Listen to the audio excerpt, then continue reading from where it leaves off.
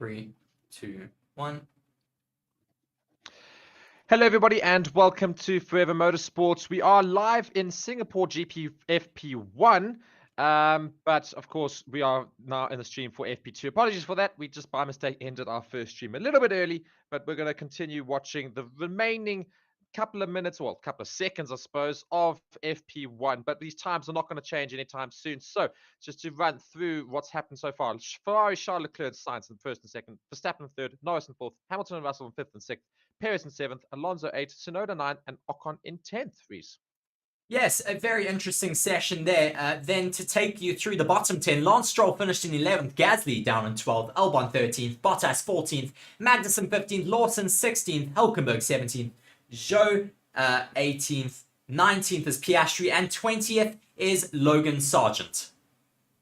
Yep, so I mean, we've got to the end of this FP session here, and just waiting for the final drivers to cross over the line just to make sure these times don't change, and then we will head on into our studio to review practice one, of course, here today. Yes, this session has now ended, so we are going to move over into that. I just want to fix up Mark's green screen, and then we will move across into that. Yeah, let me just do that quickly. But while we look at these drivers currently going around the track, just finishing up their warm-down laps, yeah, it's been an interesting session, Mark. What did you think? Any takeaways? Yeah. Ferrari's looking quick, and I think everybody's very, very close together, so that's always good to see. Sorry, just 2 seconds. Just we're looking at the rest of it here. So, yeah, I mean, we've got Ferraris in first and second. Verstappen only in third. We haven't really seen much of Red Bull. Perez also quite far away from his teammate. Alonso, I was hoping would be quicker in that Aston Martin. So hopefully we'll see that change in practice 2 and in practice 3 and into qualifying, of course, tomorrow. Let us know in the comments, though, guys, what did you make of that session that we've just had there in FP1? And give us your thoughts about who you're backing in FP2.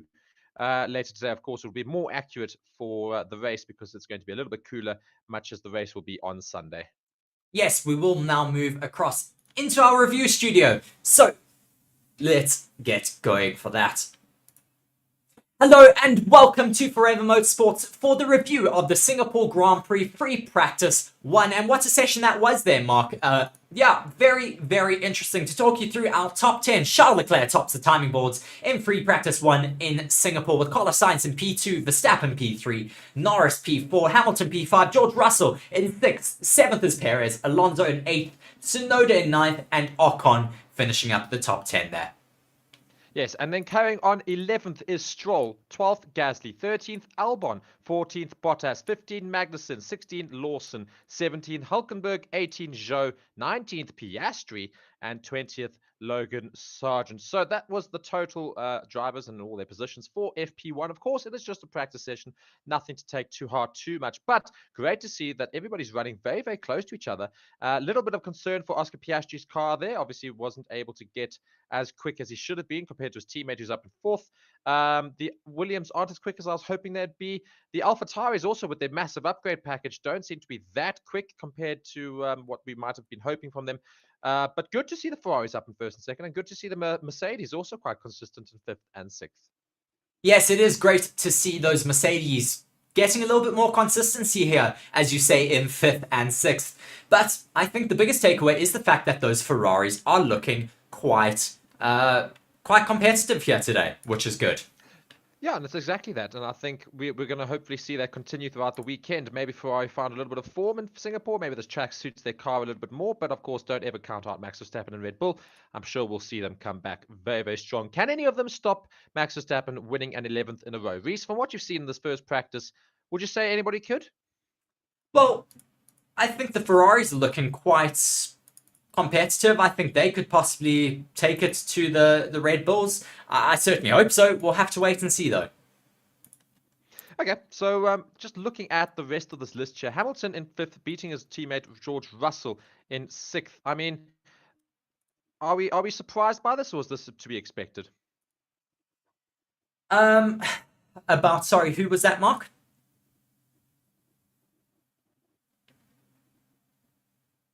Hamilton beating out his teammate Russell.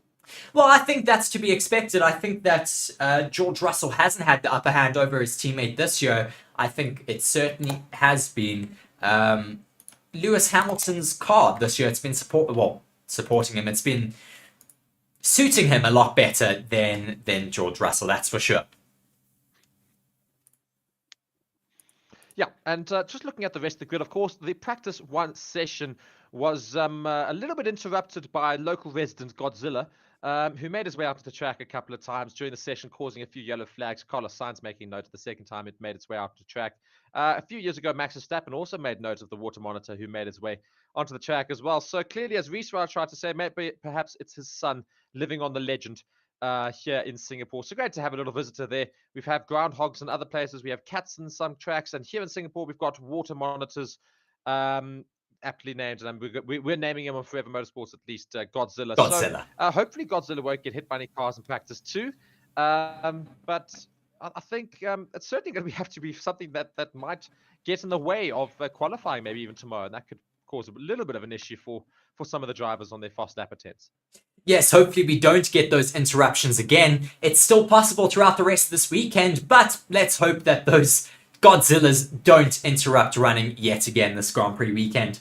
Yeah, very interesting free practice one session. Do be sure to let us know who you're supporting for the rest of this weekend down in the comments section. Thank you very much, though, Mark, for joining me in the session. We will join you again a little bit later for the FP2 session. We're going to go live now with our build-up package. Thank you very much for joining us, though, here on Forever Motorsports. I've been Reese, joined with Mark. Cheers. Welcome to the Singapore Grand Prix, home of the Formula One night race. Formula One leaves Europe behind and starts its final sequence of flyaway races to see out the 2023 season. Starting here in Singapore with one of the most challenging circuits on the calendar. The circuit, set out around Singapore's Marina Bay, is 4.94 kilometers and is made up of 19 corners, which is a reduction of 23 turns from last year's layout due to construction taking place, meaning that the old turns 16, 17, 18 and 19 were taken out and replaced with a straight. This circuit is particularly grueling on the drivers due to the high humidity and ambient temperatures seen around the circuit. During a race around Singapore, drivers can lose up to 3 kilograms in sweat from the heat experienced in the cockpit of their Formula One cars. Not only do drivers have the extreme heat to deal with, or the possibilities of monsoon rain, but the circuit around Singapore is set at night and became the first night race on the Formula One calendar in 2008. This makes racing around the Marina Bay even more difficult, as it is said that the circuit is similar to Monaco with very close walls and little room for error. Watch now as you get taken around a lap of Singapore.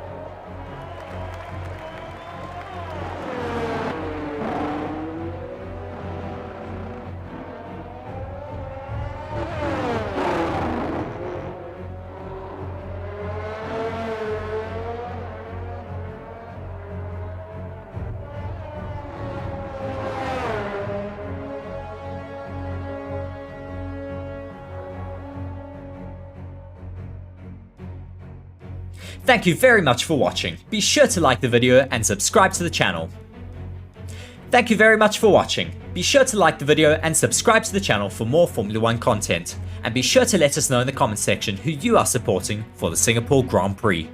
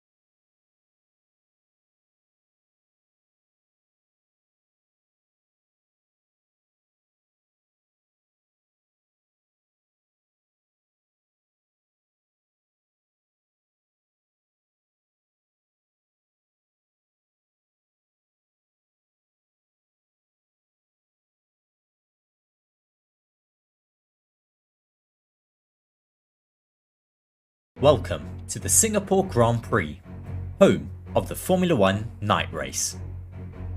Formula 1 leaves Europe behind and starts its final sequence of flyaway races to see out the 2023 season.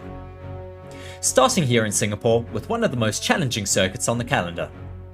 The circuit, set out around Singapore's Marina Bay, is 4.94 kilometers and is made up of 19 corners, which is a reduction of 23 turns from last year's layout due to construction taking place, meaning that the old turns 16, 17, 18 and 19 were taken out and replaced with a straight. This circuit is particularly grueling on the drivers due to the high humidity and ambient temperatures seen around the circuit. During a race around Singapore, drivers can lose up to 3 kilograms in sweat from the heat experienced in the cockpit of their Formula 1 cars. Not only do drivers have the extreme heat to deal with, or the possibilities of monsoon rain, but the circuit around Singapore is set at night, and became the first night race on the Formula 1 calendar in 2008. This makes racing around the Marina Bay even more difficult, as it is said that the circuit is similar to Monaco, with very close walls and little room for error. Watch now as you get taken around a lap of Singapore.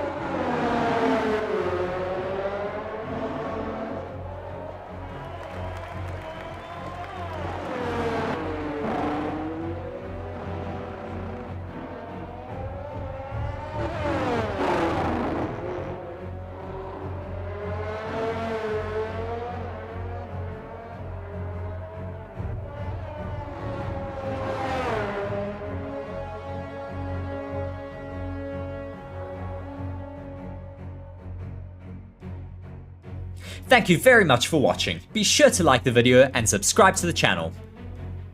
Thank you very much for watching. Be sure to like the video and subscribe to the channel for more Formula 1 content. And be sure to let us know in the comment section who you are supporting for the Singapore Grand Prix.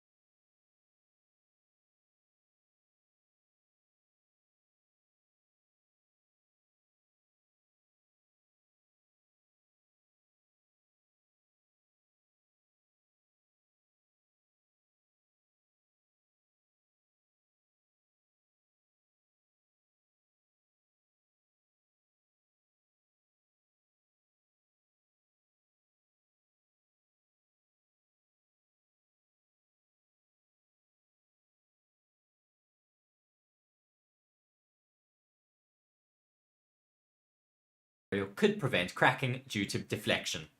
So a lot of loopholes closed now in the regulations by the FIA, just trying to crack down on any little loopholes that teams are able to find and where they're able to just eke out any little bit of performance. Maybe this is Red Bull, maybe this is some of the other teams. We don't necessarily know who this is aimed at, or maybe this is just general loopholes being changed by the FIA, things that they've maybe done research and found that they're just closing it down to make sure that there is fairer racing going forward into the future.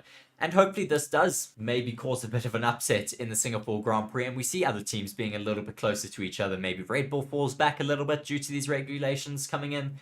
We will have to wait and see. Let us know what you think in the comment section.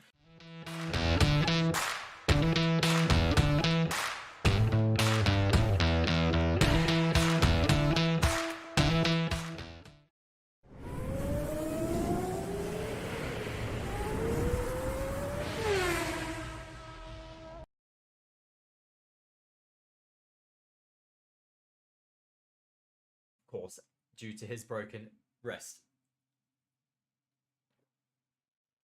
Sebastian Vettel drove his RB7 on the run, one of 5 cars.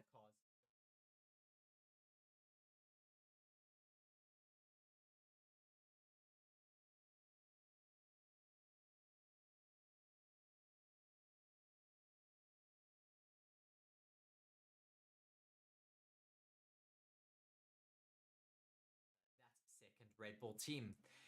I mean, it's been a massive talking point for the past few races, and I think we will have them coming into the sport, which is why we're seeing that promotion of all of these new CEOs and new team bosses in that AlphaTauri team at the moment. And I think that's why they're realigning themselves for 2024 to try and appeal more to the likes of Hugo Boss. I see we have Hayden there in the comment section there saying Helmut Marko forgets if it wasn't for Perez, Max wouldn't have won his first championship. I completely agree. And yeah, I agree that Sergio Perez does need to be appreciated more in that team, and certainly by Helmut Marko. Moving on though to another article here saying hidden mechanisms and concealed parts. What is triggering Formula One's flexi wing clampdown? The potential for hidden one-way mechanisms and movable parts concealed by rubber components have emerged as key driving forces behind the FIA's latest Formula One flexi wing clampdown. From this weekend's Singapore Grand Prix, the FIA has got tougher on the design of front and rear wings in a bid to stop teams from playing games with flexible parts. As first revealed by Motorsport.com, the FIA has demanded to see all designs and drawings of wings ahead of the Marina Bay race to check that they comply, and has outlawed specific race wing ideas that it believes contravenes the rules. This includes wing elements that move or rotate in relation to the bodywork. They are fixed to use elastomeric or rubber fillets that can help permit localized deflection, plus designs that use soft trailing edges to aid flexing. The FIA has long forced a battle to stay on top of the team's flexi-wing antics, but its single-seater director Nicholas Tombazis has revealed how it was pushed to respond after discovering the lengths some teams were going to get around the rules. In an exclusive interview with Motorsport.com's Italian site, Tombazis has explained that the thinking behind the new tough stance over flexi-wings. In the regulations, we have many flexible criteria. There are loads that we apply, and a certain deflection is allowed, he said. There are static tests that we do to check, and it is obvious that these tests are never perfect because the direction of the test load you apply is always a bit different from the load that it has out on track when it experiences genuine aerodynamic force. There may be differences for this reason in the regulation. There are some general and conceptual specifications that, in essence, prohibit mechanisms. For example, one could draw a wing that, when applying the forces of the FIA test, it is fixed, but when applying any other load, it could be more flexible. For this reason, we have been clarifying for years that mechanisms are not legal, and we have written several clarifications on what we consider a mechanism. Tombazis then suggested that a line has had to be drawn because of clever mechanisms that teams could use to get around the rules, which has included the use of designs hidden beneath rubber coverings. If under a carbon surface we have levers that allow deflection in one direction and not in another, we can consider this a mechanism, he said. Another thing we have said in the past that is not acceptable when a component has relative motion against an adjacent element, sliding in a different direction from it. What happened recently, some teams have components adjacent to each other that have a fairly high movement but do not slide in tandem. Because these areas are covered with rubble material, we do not consider this acceptable, and for this reason we have made a clarification.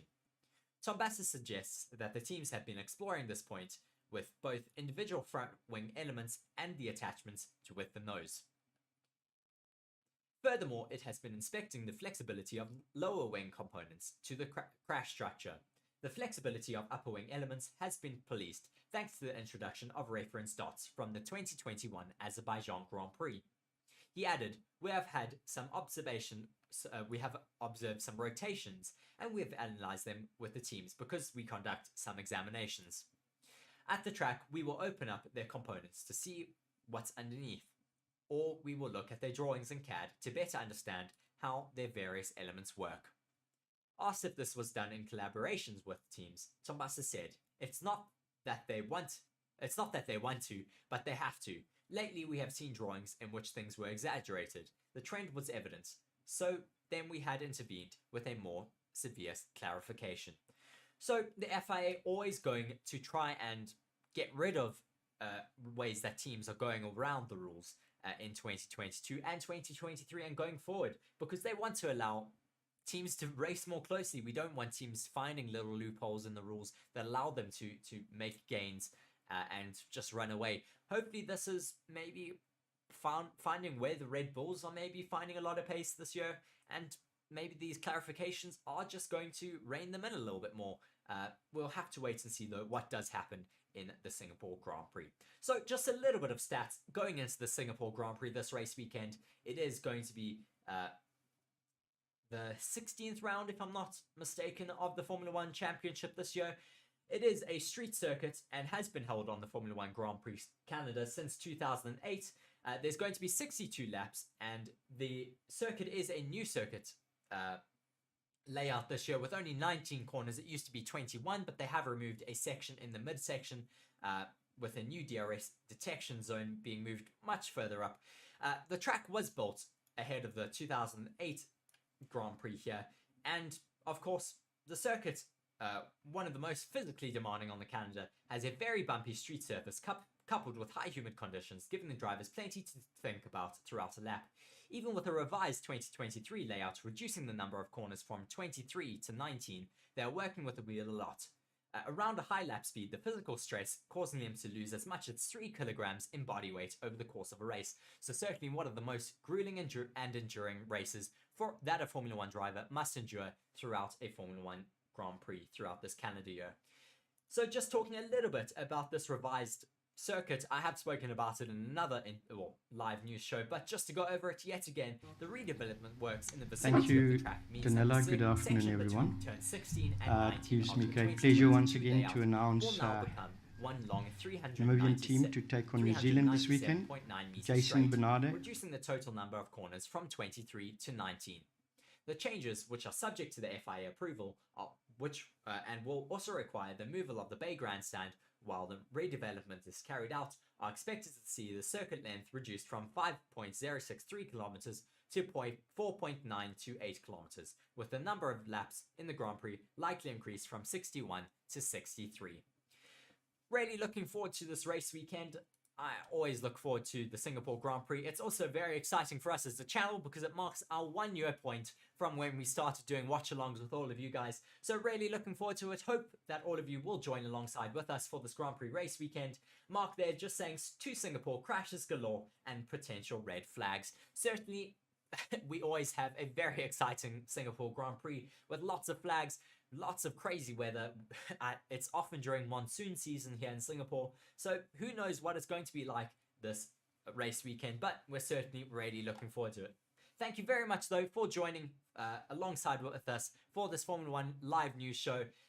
Yeah, please do be sure to subscribe to the channel, like the video, and let us know where you're tuning in from and who you support for this season. Thank you very much for watching me. I have been Reese. Cheers.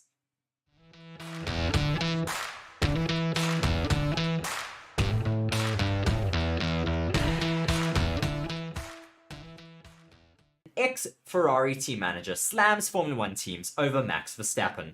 Red Bull are just 8 victories away from going the entire 2023 Formula 1 season unbeaten.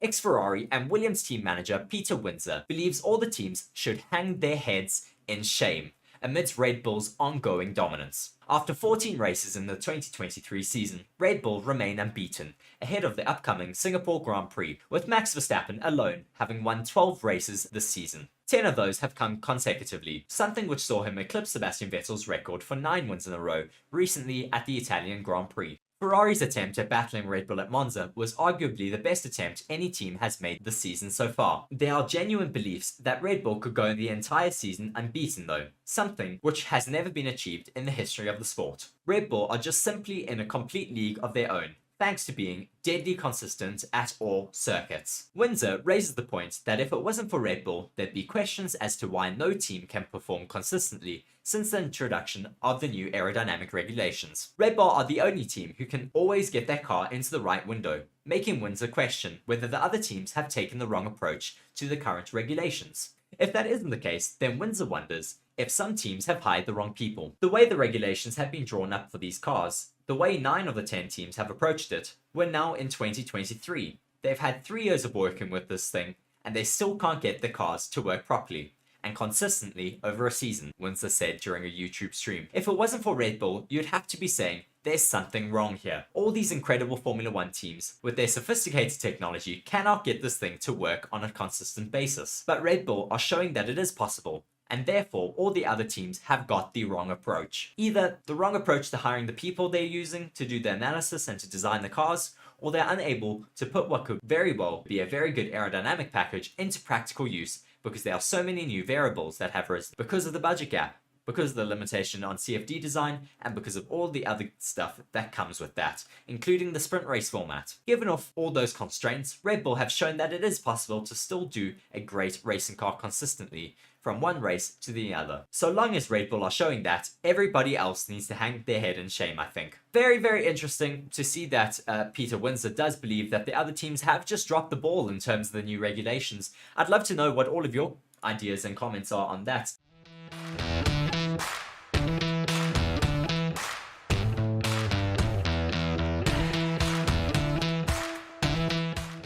Hello and welcome to Forever Sports. My name is Reese. I'll be talking to you a little bit today about one of our channel partners, Bitdefender. Bitdefender is a global leader in cyber security. Bitdefender is committed to defending people all around the globe against cyber attacks, as well as to transform people's digital experiences. In the next 6 months, Forever Sports will be covering major tournaments such as the Rugby Championship, the Premier League, the remainder of the Formula 1 season, as well as embarking on the biggest Rugby World Cup YouTube campaign ever. To ensure that these are all a success, it is imperative that the Forever Sports channels and platforms remain uncompromised. And with Bitdefender, we can be assured that our cybersecurity needs are being taken care of. To read more on Bitdefender, please be sure to check the links in the description of our video. Once again, thank you very much to our partner, Bitdefender, for joining the channel. I've been Reese here on Forever Sports. Thank you very much.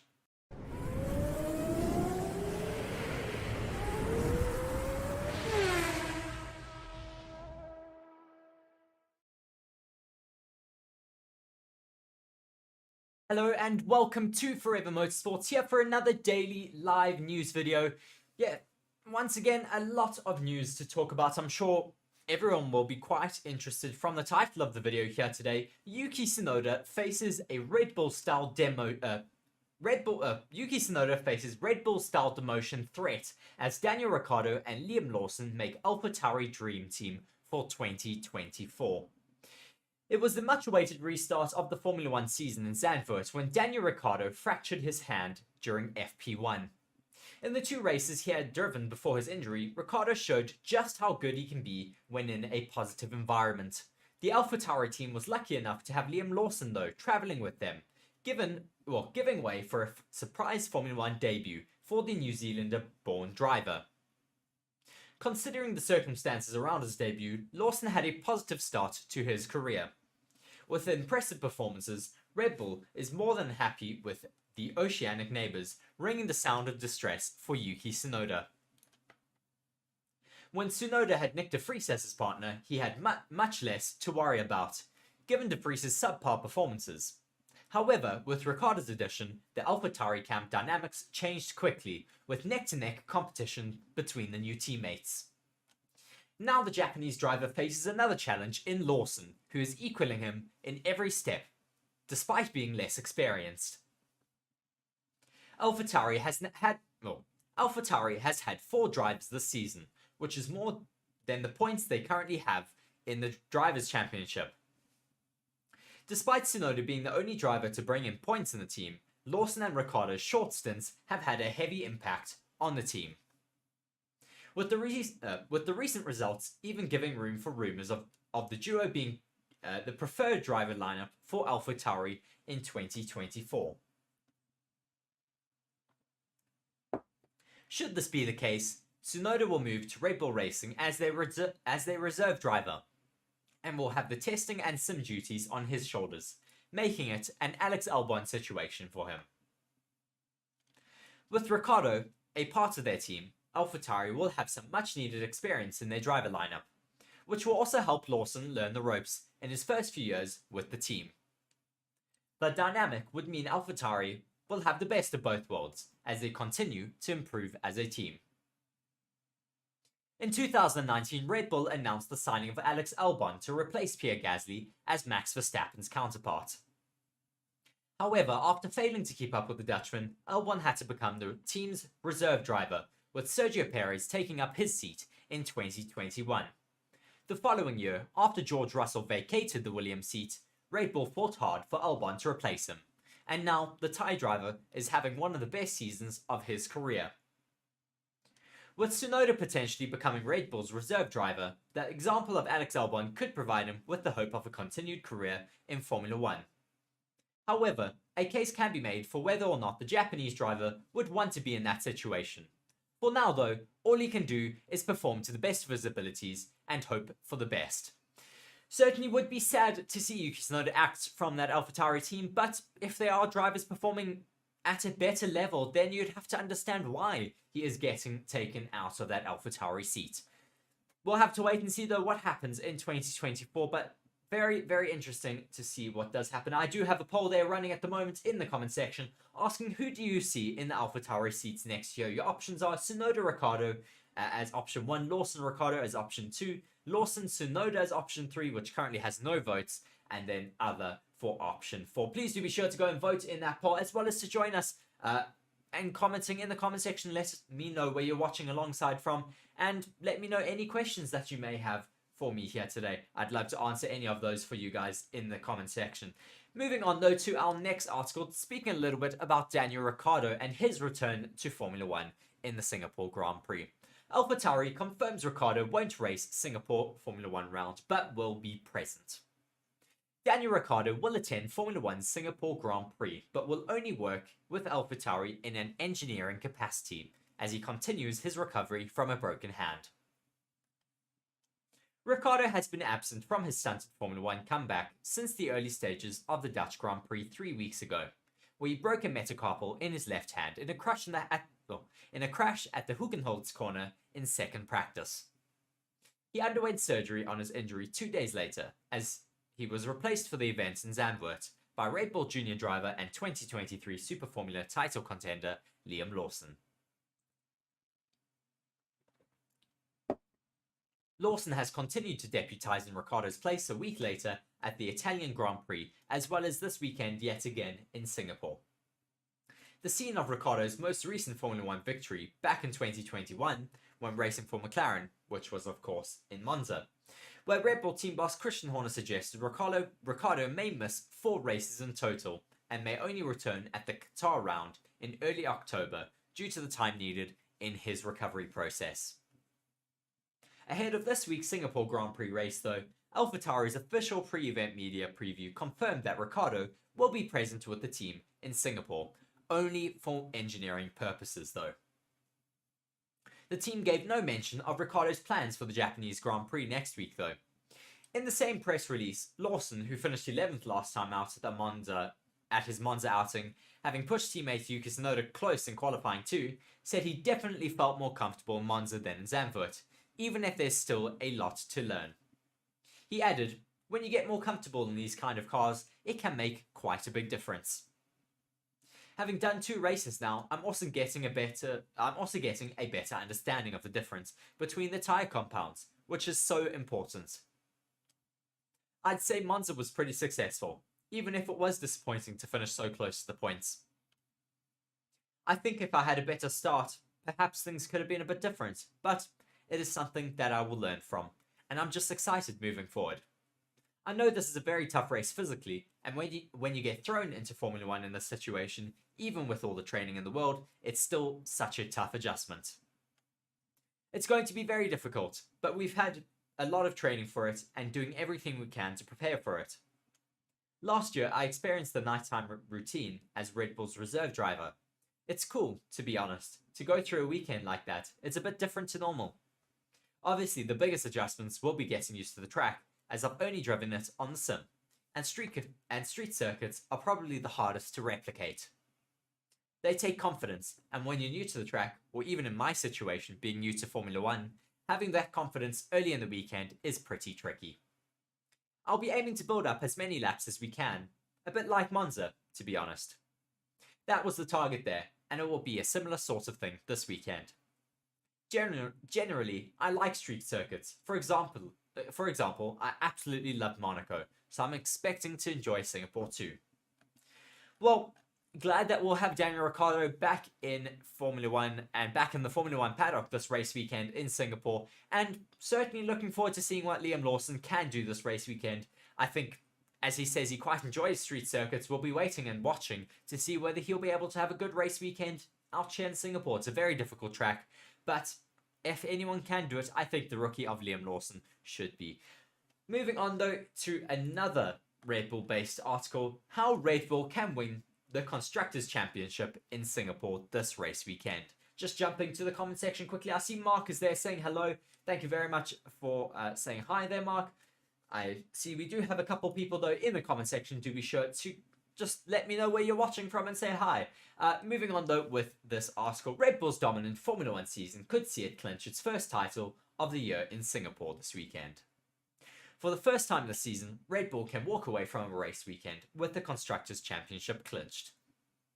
The Singapore Grand Prix hosts the 15th round of the current campaign, with the Marina Bay circuit offering a unique challenge to the drivers. Red Bull is currently enjoying a dominant campaign, with having won 14 races so far. 12 of those victories have gone the way of Max Verstappen, who is currently streaking towards his 3rd Formula 1 title. Verstappen's highly impressive campaign has seen the Dutchman claim the last 10 race victories, setting a new record for the most consecutive wins in Formula 1 history. However, he is yet to triumph in Singapore. Red Bull also holds the record for the most wins by a team in a row, with its Monza victory increasing its tally to 15, stretching back to last year's season finale at the Abu Dhabi Grand Prix. Currently, Red Bull holds a sizable lead over Mercedes in the Constructors' Championship, with the German manufacturer a mammoth 310 points behind them. After the Singapore Grand Prix, there will be 353 points left on the Constructors' table across the remaining races of the season.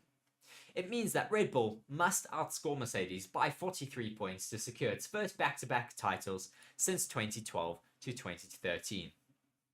The only way to do this is for Verstappen and Sergio Perez to finish a 1-2 to earn 44 points, with Mercedes not scoring a single point. Alternatively, should a Mercedes finish in 10th place and take 1 point, Red Bull would also need the fastest lap bonus point, in addition to a 1-2 to wrap up its 6th Constructors' crown. So highly unlikely that could happen this race weekend, but it is still a possible statistic for the Singapore Grand Prix that Red Bull could take their 2nd back-to-back championship. We'll see what happens though. Moving on though to Toto Wolff. Wolff has claimed Hamilton lost the 2021 championship over a targeted Formula 1 rule change. Mercedes team principal Toto Wolff has claimed that Lewis Hamilton lost the Drivers' Championship in the 2021 season due to an F1 regulation change which targeted the silver arrows. After a standout 2022 season or 2020 season where the Silver Arrows dominated the competition, Lewis Hamilton finished 124 points ahead of his teammate Valtteri Bottas, on 347 points to equal Michael Schumacher's record for the most world championships. Speaking to Sky Sports, Wolff claimed Formula 1 altered the regulations in order to help their opponents close the gap. 2020 had been a super dominant year for us, said the Austrian CEO. I think it was the best car we've ever had. Then, towards the end of the season, they changed the regulations by cutting the floor, and that was to stop us. Hello and welcome to Forever Sports. My name is Reese. I'll be talking to you a little bit today about one of our channel partners, Bitdefender. Bitdefender is a global leader in cyber security. Bitdefender is committed to defending people all around the globe against cyber attacks, as well as to transform people's digital experiences. In the next 6 months, Forever Sports will be covering major tournaments such as the Rugby Championship, the Premier League, the remainder of the Formula 1 season, as well as embarking on the biggest Rugby World Cup YouTube campaign ever. To ensure that these are all a success, it is imperative that the Forever Sports channels and platforms remain uncompromised. And with Bitdefender, we can be assured that our cybersecurity needs are being taken care of. To read more on Bitdefender, please be sure to check the links in the description of our video. Once again, thank you very much to our partner, Bitdefender, for joining the channel. I've been Reese here on Forever Sports. Thank you very much.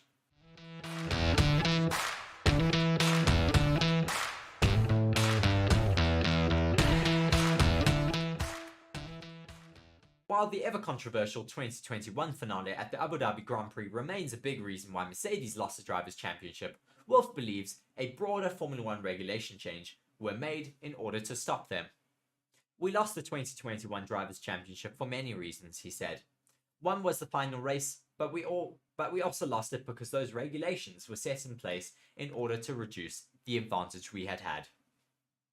Mercedes faced fierce competition from Red Bull throughout the 2021 season, and Wolff believes that regulatory changes played a crucial role in resetting the competitive landscape. We saw the results in 2021. We were not as competitive as Red Bull was, he said. But at Silverstone, we unlocked more potential of the car and got ourselves back in the championship. These regulations were targeted to reset the pecking order.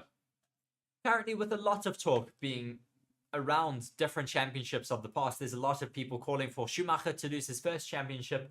Of course, there's Massa trying to get back his 2008 championship.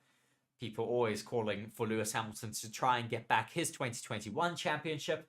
Just a lot going on at the moment, and I don't know if we necessarily should ever go back and change the results of former championships and titles, because I think it's in the past. Sure, there may have been controversy, but that is what the sport is all about. We want to remember what happened in the past and maybe learn from it rather than having to go back and change it. We'll still have to wait and see, though, what does happen with that 2008 scandal and championship with Massa and Hamilton. Mark just saying there, why can't Wolff just keep quiet? Man just cried at the moment. As well as saying, lol, imagine Red Bull somehow do win this weekend. Would be down to all the others messing up badly. Yes, it would be down to others messing up badly. I also have a little bit of news about the weather this race weekend. That could also be coming into play. Moving on, though, to another article. Formula 1 news. Sebastian Vettel teases a Japanese Grand Prix return. Red Bull and Sebastian Vettel have planned something special. Always with special. I always say special. Red Bull and Sebastian Vettel have planned something special for Suzuka. Reports are that four-time champion or four-time Formula 1 championship winner Sebastian Vettel could be returning to the Formula 1 paddock this year at his favourite Suzuka Grand Prix circuit for the Japanese Grand Prix. Vettel took part last weekend at the Red Bull Nürburgring event, where he drove around the legendary Nordschleife circuit in his Red Bull RB7. The retired driver relived his Formula 1 days during the event as his Formula 1 car roared through the green hell after 10 long years.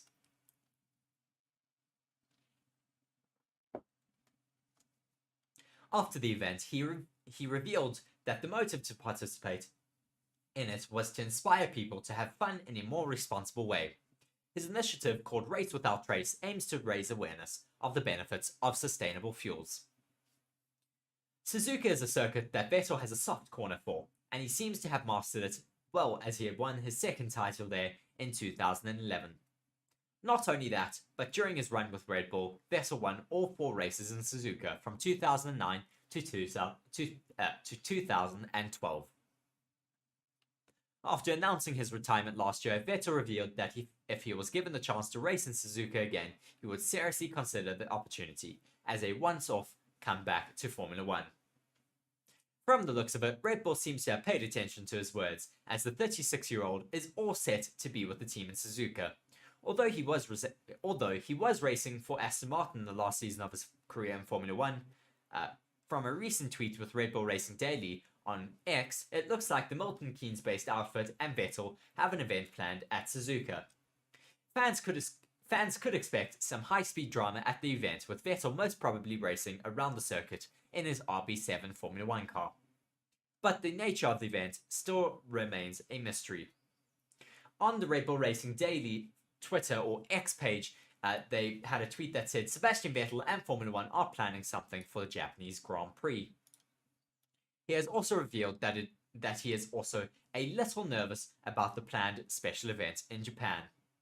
The news broke out after Vettel revealed to a reporter from Sports Show that there would be a special event in Japan that he was a little nervous about. However, the details of the event have been kept a secret, maybe to surprise the fans. I'm not sure if his presence at Suzuka would be solely for the promotion of his initiative, and is Vettel planning a Formula 1 comeback anytime soon? Only time will tell. I'd love to get Sebastian Vettel back in Formula 1 in the future. He is only 36 years old. He's younger than Lewis Hamilton. He's younger than, of course, Fernando Alonso. I'd love to see him back in the sport. It would be a great addition I'd love to see him maybe in Audi having Mick Schumacher and Sebastian Vettel. Could you imagine? That would be a phenomenal driver lineup. Moving on though to our final 4 articles now of the day, McLaren have revealed a special stealth mode car livery for the Singapore and Japanese races. McLaren will use a new livery design at the upcoming back-to-back Grand Prix weekends in Singapore and Japan, as the team continue to celebrate their 60th birthday year on and off the track. Lando Norris and Oscar Piastri will contest 2 races with what has been described as a stealth mode scheme, switching McLaren's usual colorway and augmenting black against the car's classic papaya trim. The livery has been co-designed by McLaren and OKX, a Web3 technology company and official partner of the working squad, representing how both brands strive for excellence while embracing change and innovation. Alongside the livery, a limited edition t-shirt will be made available throughout the McLaren store, and a limited giveaway for attendees of the Token 2049, the Web3 conference taking place in Singapore prior to the race. OKX will also be hosting a McLaren-themed fan zone in Singapore from Thursday, September 14th to Sunday, September 17th, featuring a stealth mode show car, racing simulators, giveaways, and special guests over the weekend. Very exciting. I always enjoy seeing different and exciting different stealth and different liveries on these cars this year. I've really enjoyed the different liveries that McLaren have done. I think this is their 4th of the year. There was the triple crown livery that they revealed close to the year. There's been their normal livery, there's been the chrome livery, and now this livery. So yes, that is the 4th livery for McLaren this year. Very exciting. Glad to see that they are changing things up a little bit and just making things a little bit more exciting for the fans this year. I think their car could be quite fast with this edition because, they're taking off a lot of paint, so their cars are ever so slightly lighter, and we'll have to wait and see whether they're going to be quite competitive in Singapore this race weekend. I'm certainly hoping they are going to be. Marksbox saying there in the comment section, only if that McLaren livery didn't have the Google wheels. I agree. Also saying there, Vettel coming back at his favourite track. Very exciting for Sebastian Vettel, of course. Moving on though to our weather prediction for this Grand Prix race weekend, 2023 Formula 1 Singapore Grand Prix weather forecast. After a dry weekend at Monza last time out, will rain return for the round at Singapore? This weekend, the Marina Bay circuit plays host to the Singapore Grand Prix, the 15th round of the current Formula 1 campaign. After the first completely dry weekend for some time, the last time out at Monza, rain could return for the Singapore event and add a further challenge for the drivers. Singapore has a tropical climate, which makes it hot and humid all year round. The daily maximum temperature is between 30 and 34 degrees Celsius, and at night it rarely gets colder than 25 degrees Celsius. Daily showers are common, and there's sometimes the threat of thunderstorms in the area. According to our friends at weareonline.com, Friday practice is expected to be dry. The chance of showers, though, is small, resting at around 20%, and the temperature will rise to around 33 degrees Celsius at the hottest time of the day. However, over the weekend, the threat of rain will increase. On Saturday, the day of qualifying, there will be a 40% chance of a shower at the track. On Sunday, more showers will develop in the region, and the chance of rainfall is over 60%. However, most of the showers will fall in the afternoon. As both qualifying and the races do not start until the evening hours, it does not appear as though the track will be heavily saturated for those sessions. On both Saturday and Sunday, temperatures will rise to 32 or 33 degrees Celsius. Once the race commences, the sun will have already set, but the temperature will not cease much. At the start of the Grand Prix, which is scheduled for 8 PM local time, it is expected to be 29 or 30 degrees Celsius. Yes, hopefully the weather does not affect the Grand Prix all that much this race weekend, although saying that, I think rain could make the race quite exciting on Sunday. We do have 60% chance of rain, but it is expected to fall more likely during the day rather than during the night when the race is taking part. So we'll have to keep an eye on that, and yeah, hopefully we do get some exciting weather making its way over the track, because I think that it could just make some really, really exciting action out on track for all of us, viewers and commentators alike. So moving on though to the FIA, the FIA has revealed plans for more aggressive Formula 1 wheel cover solutions for their next spray tests. The FIA says its next planned test with spray guards on a Formula 1 car will feature a much more aggressive solution that completely covers the wheels.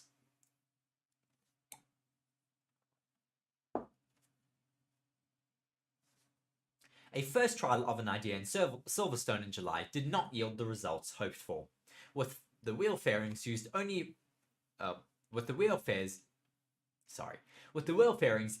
reducing the spray thrown up by a small amount. Formula 1 chiefs know that a much bigger step is required if they are to limit spray enough to help cars race more in rainy conditions. The FIA's single-seater director, Nicholas Tombasas, has explained that following analysis of what happened at Silverstone, the next test will be with a much different design. What was done at Silverstone, with the help of Mercedes, who created parts, and McLaren, who ran a car to get feedback on spray, was perhaps too optimistic an experiment, Tombasas revealed. The spray guards covered a little bit too little of the wheel. I was quite skeptical and imagined that we wouldn't see important results, he added. In the next tests we carry out, we will test complete coverage of the wheel, going even beyond what would be needed to understand what the threshold is at which the spray forms. Then we will decide which path to take.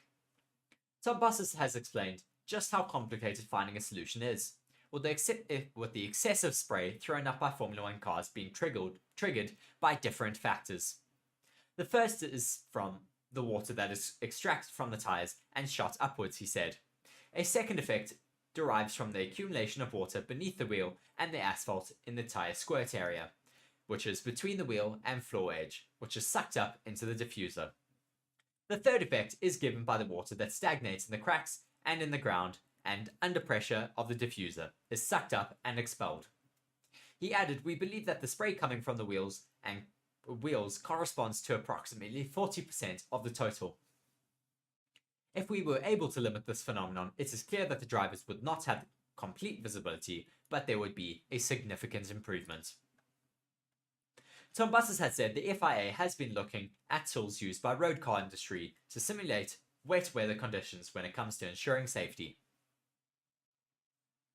"We have done some simulations, and they are tools that are often used in the production car industry, for example checking visibility for rear view mirrors, but these tools must be calibrated well to have a good correlation. The car manufacturers carry out very extensive calibration, as they do not have testing restrictions and do not have to deal with an FIA, which imposes constraints. They can act freely. We do not have the possibility to carry out frequent tests, so with limited activities, it is not easy to find the right calibrations. The deterioration can vary greatly, he said. In some configurations we tried, it was almost zero, while in the most extreme solutions we tested in the tunnel, we saw a loss of up to 80 points, which can be worth 2 or 3 seconds in lap time. But honestly, we don't really care about the performance threshold, although the teams are definitely watching it. In the Silverstone test, the solution tested had the lowest possible aerodynamic impact. Formula 1 CEO Stefano Domenicali suggested recently that that one other idea being looked at to reduce the spray was in relation to limiting the amount of water thrown up by the diffuser. Some cover could be possible, but Tombazis has ruled out interfering with specific design aspects in the tyre squirt area. It will take a lot of work from the teams, he said. Ideally, we would like to intervene with a solution that is put on and taken off only when there is a wet monsoon, which is perhaps once or twice a year. We prefer not to have to touch the machines. Other ideas may possibly be developed for the 2026 regulations. So very interesting to see there what is happening in terms of the teams developing these, or the FIA developing these solutions for the spray that is thrown up by the cars in really wet weather conditions. Hopefully they're able to come up with a solution that does help reduce the spray from the cars, because it does really limit the amount of racing that we can do in certain track conditions when it is too wet out there. Moving on though to our final article for you guys here today. Sergio Perez admits he needs to be very strong mentally to survive at Red Bull. Sergio Perez has admitted that any driver who is a Red Bull teammate to Max Verstappen cannot hope to survive without possessing great mental strength. After Pierre Gasly and Alex Albon struggled to contend with the performance level of Verstappen, Perez was next to give it a shot, as Red Bull brought him in ahead of the 2021 campaign. But even Perez, the highly regarded Formula 1 veteran, has had his lows alongside Verstappen. Arguably, the lowest of lows coming in this Formula 1 2023 season, as his targeted title challenge fell apart as his performance fell off a cliff. The Mexican racer has begun to steady the ship in recent rounds, making the podium 3 times over the past 4 races, having withstood a torrent of speculation over his Red Bull future. The team repeatedly affirming that their commitment to Perez until the end of 2024 at least, and have been asked by Autosport what it is like to be a Red Bull driver in that seat next to Max Verstappen. Perez replied, "It is tough, but if you want to drive for Red Bull, you have to live with it and be very strong mentally to survive it. We all have to appreciate what Max is doing, the level at which he is driving at the moment. It is extremely high. To give 100% every weekend, no matter what the conditions are. When you're his teammate, it is hard to digest." But while the results have picked up for Perez, there is still an alarming performance gap, which has opened up between he and Verstappen. Mercedes boss Toto Wolff called it a bizarre moment when Perez qualified 1.3 seconds slower than Verstappen at the Dutch Grand Prix, while last time out at Monza, Verstappen was almost 4/10 faster than his teammate come to end of qualifying, while on race day, Perez fought back against the Ferraris to score a Red Bull 1-2 podium. Verstappen claimed victory for a record-breaking 10th Grand Prix victory in a row. And as for where Verstappen is finding so much time over Perez in the same car, Perez suggested mainly in the fast corners, but there is no clear pattern. Then put him that Verstappen has no issues with oversteer, but he does. Perez replied, "Let's put it in this way. When the car tends to oversteer, the distance between us increases. The other way around, I'm much closer." Verstappen is now marching towards his 3rd World Championship in as many seasons, with his lead over Perez standing at 145 points, meaning P2 is now the best that Perez realistically can do. Still, that would satisfy Red Bull. the team has yet to experience a 1-2 finish in the driver's standings. Perez has not thrown in the towel just yet against Verstappen though, confirming that with 8 rounds of the season still to go, he is targeting adding a couple more wins to his current tally of 2. To find the form I had at the start of the season and a few more races, said Perez, of his goal for the remainder of the season. To find the form I had at the start of the season and win a few more races, said Perez of his goal for the remainder of the season. Red Bull can potentially secure the 2023 Constructors Championship title already in Singapore if the results go their way. So, certainly very, very interesting to see the challenges that Sergio Perez currently has in that Red Bull seat alongside Max Verstappen. I can only imagine how difficult it must be to have to deal with a teammate like Max Verstappen, who is extremely consistent week in and week out. It's not easy for the likes of Sergio Perez coming in as that second driver in the team, but he has done really, really well nonetheless with the amount of pressure that is on him in that seat. That will be it though from me here today for Formula 1 news. Thank you very much for watching alongside with us. I see we do have Ashke Diman there saying FIA are trying to make the cars slower again. Yes, I have spoken about that at length. Do be sure to go and check my YouTube shorts. There's a lot of other YouTube clips that I've done speaking about the new FIA technical directive that is being brought in from this weekend onwards. Do be sure to go and check that out on our YouTube channel. If you're not subscribed to the channel as well, do be sure to go and hit that subscribe button. And yes, we hope to see you in the next video. Of course, we do have the Formula 1 Grand Prix, the Singapore Grand Prix, starting again next weekend, which is very exciting. Or not next weekend, tomorrow afternoon, which I'm very excited for. And I hope to see all of you alongside with us for that Grand Prix. Thank you very much, though, for watching this video with me. I have been Reese here for Forever Motorsports. Cheers.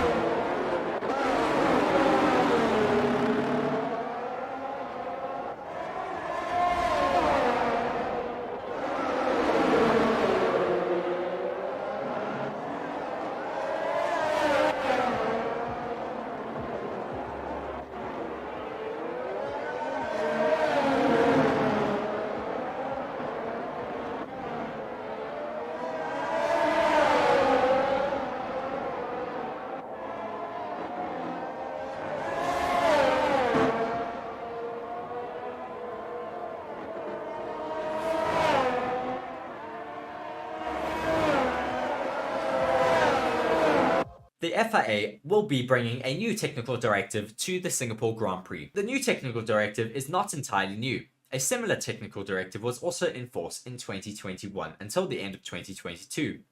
In 2023 though, the technical directive, which was more or less a solution to a temporary problem, was included in the set regulations. Since this year, the flexibility allowed is more precisely defined in the regulations.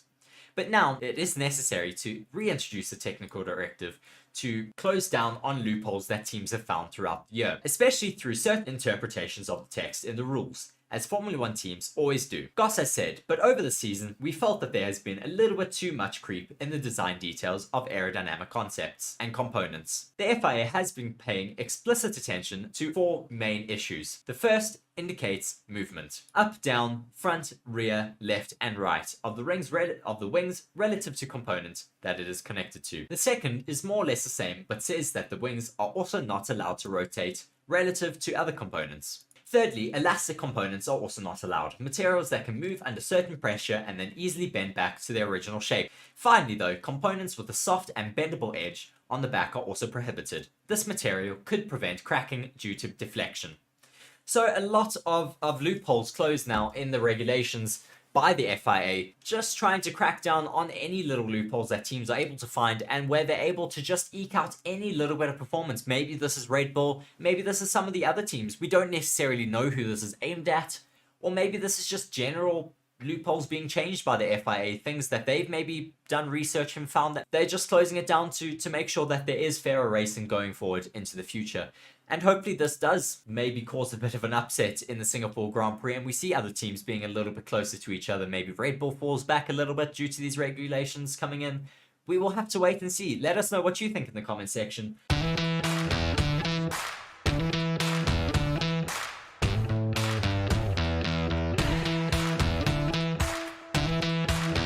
Mercedes trackside engineer Andrew Chauvelin expects the team's form will improve at the upcoming Singapore Grand Prix.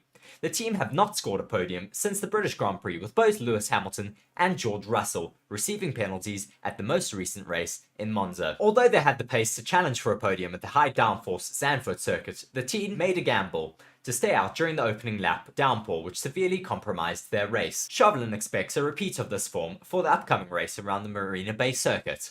There is a reason to think that the car will work better, and that is because Singapore is a maximum downforce circuit, he explained. Our performance at the high downforce tracks, like at Barcelona, Budapest, and even Zandvoort, the car was working well, and we've had pretty strong performance. We're hoping to be able to be a bit quicker here, and get back to a position where we can challenge for podiums. I'm certainly hoping that Mercedes can be very dominant and have a good race weekend in Singapore because, I mean, they've had great pace this year, but have unfortunately had some bad luck in certain races like in Zandvoort where they just got the wrong strategy calls. Hopefully they're just able to get it right in Singapore because we've seen you can really gamble on early pit stop calls, you can make big undercuts here. It's also forecast that there's possibly rain this weekend, so that could also come into play yet again. I mean, it is monsoon season normally around this time of the year in Singapore, so it's really an unknown. I'm sure a lot of people will be quite excited to hear that there's rain yet again. We'll see whether Mercedes can live up to the expectations for this next race weekend. Hello and welcome to Forever Sports. My name is Reese. I'll be talking to you a little bit today about one of our channel partners, Bitdefender. Bitdefender is a global leader in cyber security. Bitdefender is committed to defending people all around the globe against cyber attacks, as well as to transform people's digital experiences. In the next 6 months, Forever Sports will be covering major tournaments such as the Rugby Championship, the Premier League, the remainder of the Formula 1 season, as well as embarking on the biggest Rugby World Cup YouTube campaign ever. To ensure that these are all a success, it is imperative that the Forever Sports channels and platforms remain uncompromised. And with Bitdefender, we can be assured that our cybersecurity needs are being taken care of. To read more on Bitdefender, please be sure to check the links in the description of our video. Once again, thank you very much to our partner, Bitdefender, for joining the channel. I've been Reese here on Forever Sports. Thank you very much. Verstappen's win streak could be under threat in Singapore. Max Verstappen's bid for a record-extending 11th straight win faces a severe test in Sunday's perilous Singapore Grand Prix night race on the unpredictable Marina Bay circuit. The Red Bull driver's third world title in a row is only a matter of time, but the Dutchman has never triumphed under the lights in Singapore, where tropical storms, intense humidity, and concrete barriers all wait. Safety cars and red flags will almost certainly play a part too, with memories of an incredibly messy race in Singapore a year ago fresh in Verstappen's mind. Rain is again forecast for this race weekend ahead of us. Verstappen was only 8th on the grid in 2022 after being underfueled in Saturday qualifying, and a pre-race deluge saw him start poorly on the sodden track, dropping back 5 places. He clawed his way through the field with the help of several safety car and virtual safety car periods though, only to slither onto an escape road while trying to take 4th place, eventually rejoining, settling for 7th. Red Bull teammate Sergio Perez kept his cool out in front to win ahead of Charles Leclerc in the Ferrari and keep the champagne on ice for a bit longer. "It's better than 8th, but it's not what I'm here for," he said. "Not with a car like that. It was just incredibly messy," Verstappen ended. Verstappen leads Perez by 145 points this year in the current championship, and could clinch the world title with 6 races to spare at next week's Japanese Grand Prix. Mercedes are second in the Constructors' Championship, a distant 310 points behind the Red Bulls, with team boss Toto Wolff believing that Red Bull are on course to win all 22 races this season. "I think they need to screw it up themselves," Wolff said after Verstappen's 10th win in a row at Monza a fortnight ago. "If they complete the clean sweep, Red Bull would eclipse the world record of Mercedes in 2016, when Nico Rosberg and Lewis Hamilton won 19 of 21 races." Red Bull team principal Christian Horner warned though that the unique Marina Bay Challenge could upset their perfect season. "It's a street circuit. It's one of the toughest on the calendar. We saw last year how perilous it can be," said Horner. "We'll just do our best to keep this momentum running. One day we're going to get beaten.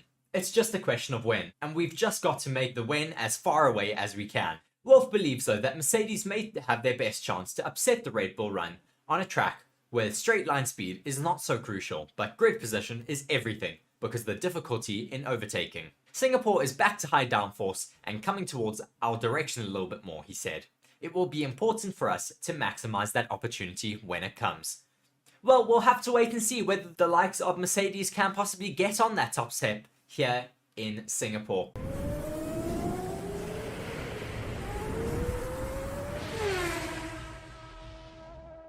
Helmut Marko has finally come out and apologized for his offensive remarks about Sergio Perez.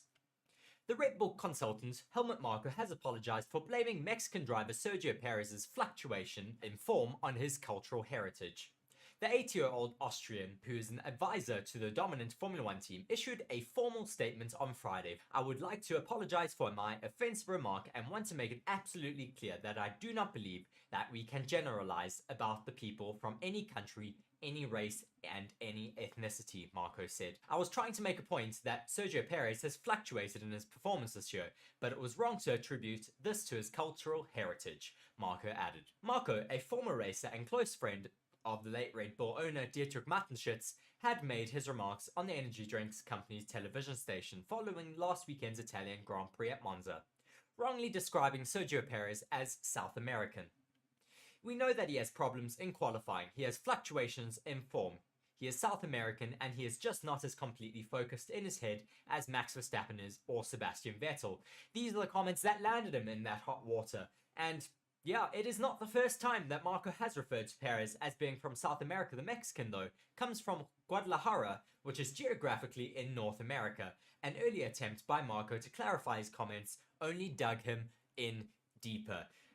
Yeah, certainly not going too well for the Austrian of Helmut Marko there, with the Austrian news website OE24 reporting Marko as saying it wasn't meant that way. "I meant that a Mexican has a different mentality than a German or a Dutchman, but who knows, maybe it is controlled." And as I said, that landed him in even hotter water. While Marko attends races in Red Bull Racing uniform, he reports to the energy drink company and is not an employee of the British-based Formula One champions, who had no immediate comment. Nevertheless, Marko's ill-advised comments have sparked an online backlash among fans and made headlines in Mexico. "This cannot keep happening to Sergio Perez," declared motorsport website The Race on Friday. "He deserves better than to have to grin and bear derogatory comments from a senior figure in Red Bull's Formula One organization."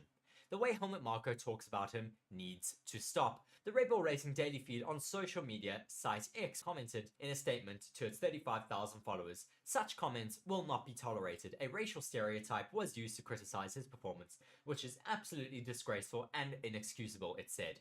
Glad that Helmut Marko has finally come out and apologized for his derogatory comments against Sergio Perez. Felipe Massa's legal team hopes for support from Hamilton in 2008 Formula One title case. Felipe Massa's legal representation hope that the 2008 Formula One world champion Lewis Hamilton will support his former Brazilian rival in his case to overturn the outcome of that year's title. Massa believes Formula One and the governing body were aware of the 2008 Singapore Grand Prix Crashgate scandal in time to take action before the championship was decided. Former Ferrari and Williams racer Massa says he is developing a subsequent legal case to gain justice for the sport, rather than recoup the tens of millions of euros that his team believes he has missed out on after losing that year's championship by 1 point to McLaren driver Hamilton. Bernardo Viana, that represents Massa in Brazil, hopes that Hamilton will support the case that would theoretically lead to him losing the first of his 7 drivers' championship crowns. Viana said, "He is an important ambassador for the sport and has always been defending sporting integrity. We have absolutely nothing against Hamilton. Aside from Hamilton, it is known that Ferrari, for which Massa drove in 2008, will not join forces for the case." In the same interview, Viana also revealed that Massa's legal team have pushed back the deadline for Formula One and the FIA to respond to a letter before claim until mid-October. Previously, the letter, which outlined that the Formula One summer break and personnel being on holiday was not sufficient a reason for the Formula One management and FIA delays in replying,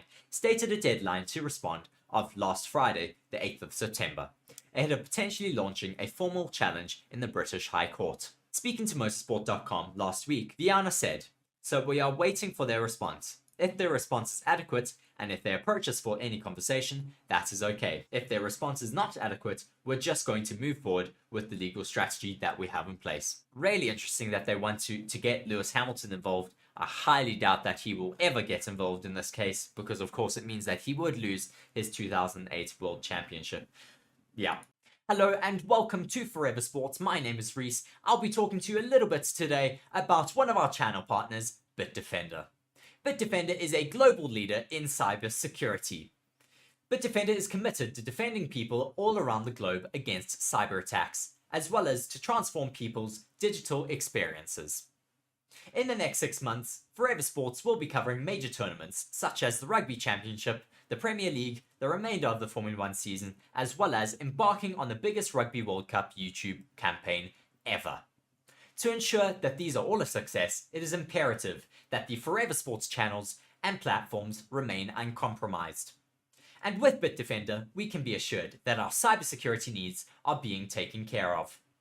To read more on Bitdefender, please be sure to check the links in the description of our video. Once again, thank you very much to our partner, Bitdefender, for joining the channel. I've been Reese here on Forever Sports. Thank you very much.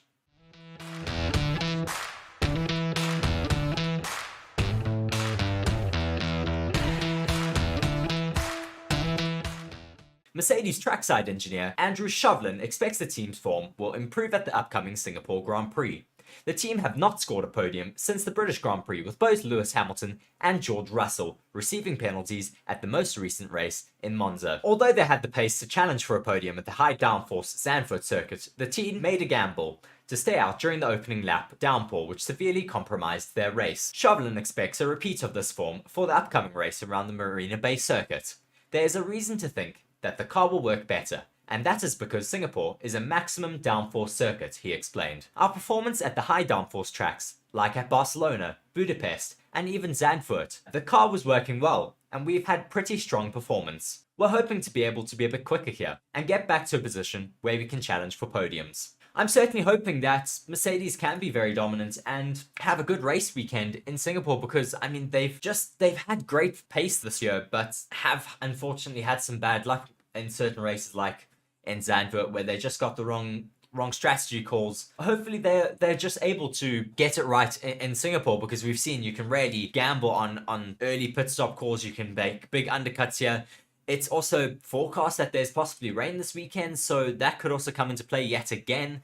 I mean, it is monsoon season normally around this time of the year in Singapore, so it's really an unknown. I'm sure a lot of people will be quite excited to hear that there's rain yet again. We'll see whether Mercedes can live up to expectations for this next race weekend. Hello and welcome to Forever Sports. My name is Reese. I'll be talking to you a little bit today about one of our channel partners, Bitdefender. Bitdefender is a global leader in cyber security. Bitdefender is committed to defending people all around the globe against cyber attacks, as well as to transform people's digital experiences. In the next 6 months, Forever Sports will be covering major tournaments such as the Rugby Championship, the Premier League, the remainder of the Formula 1 season, as well as embarking on the biggest Rugby World Cup YouTube campaign ever. To ensure that these are all a success, it is imperative that the Forever Sports channels and platforms remain uncompromised. And with Bitdefender, we can be assured that our cybersecurity needs are being taken care of. To read more on Bitdefender, please be sure to check the links in the description of our video. Once again, thank you very much to our partner, Bitdefender, for joining the channel. I've been Reese here on Forever Sports. Thank you very much. Hello and welcome to Forever Motorsports. Here for the second free practice of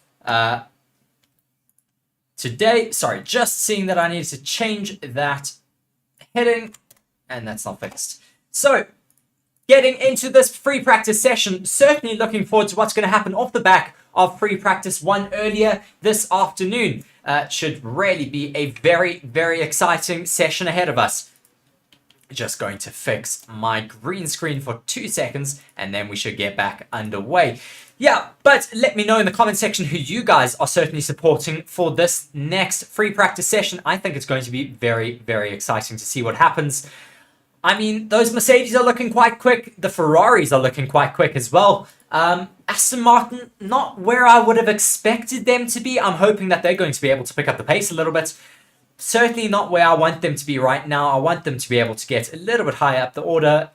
Yeah, just waiting to see what they're able to do, though, through this second free practice session.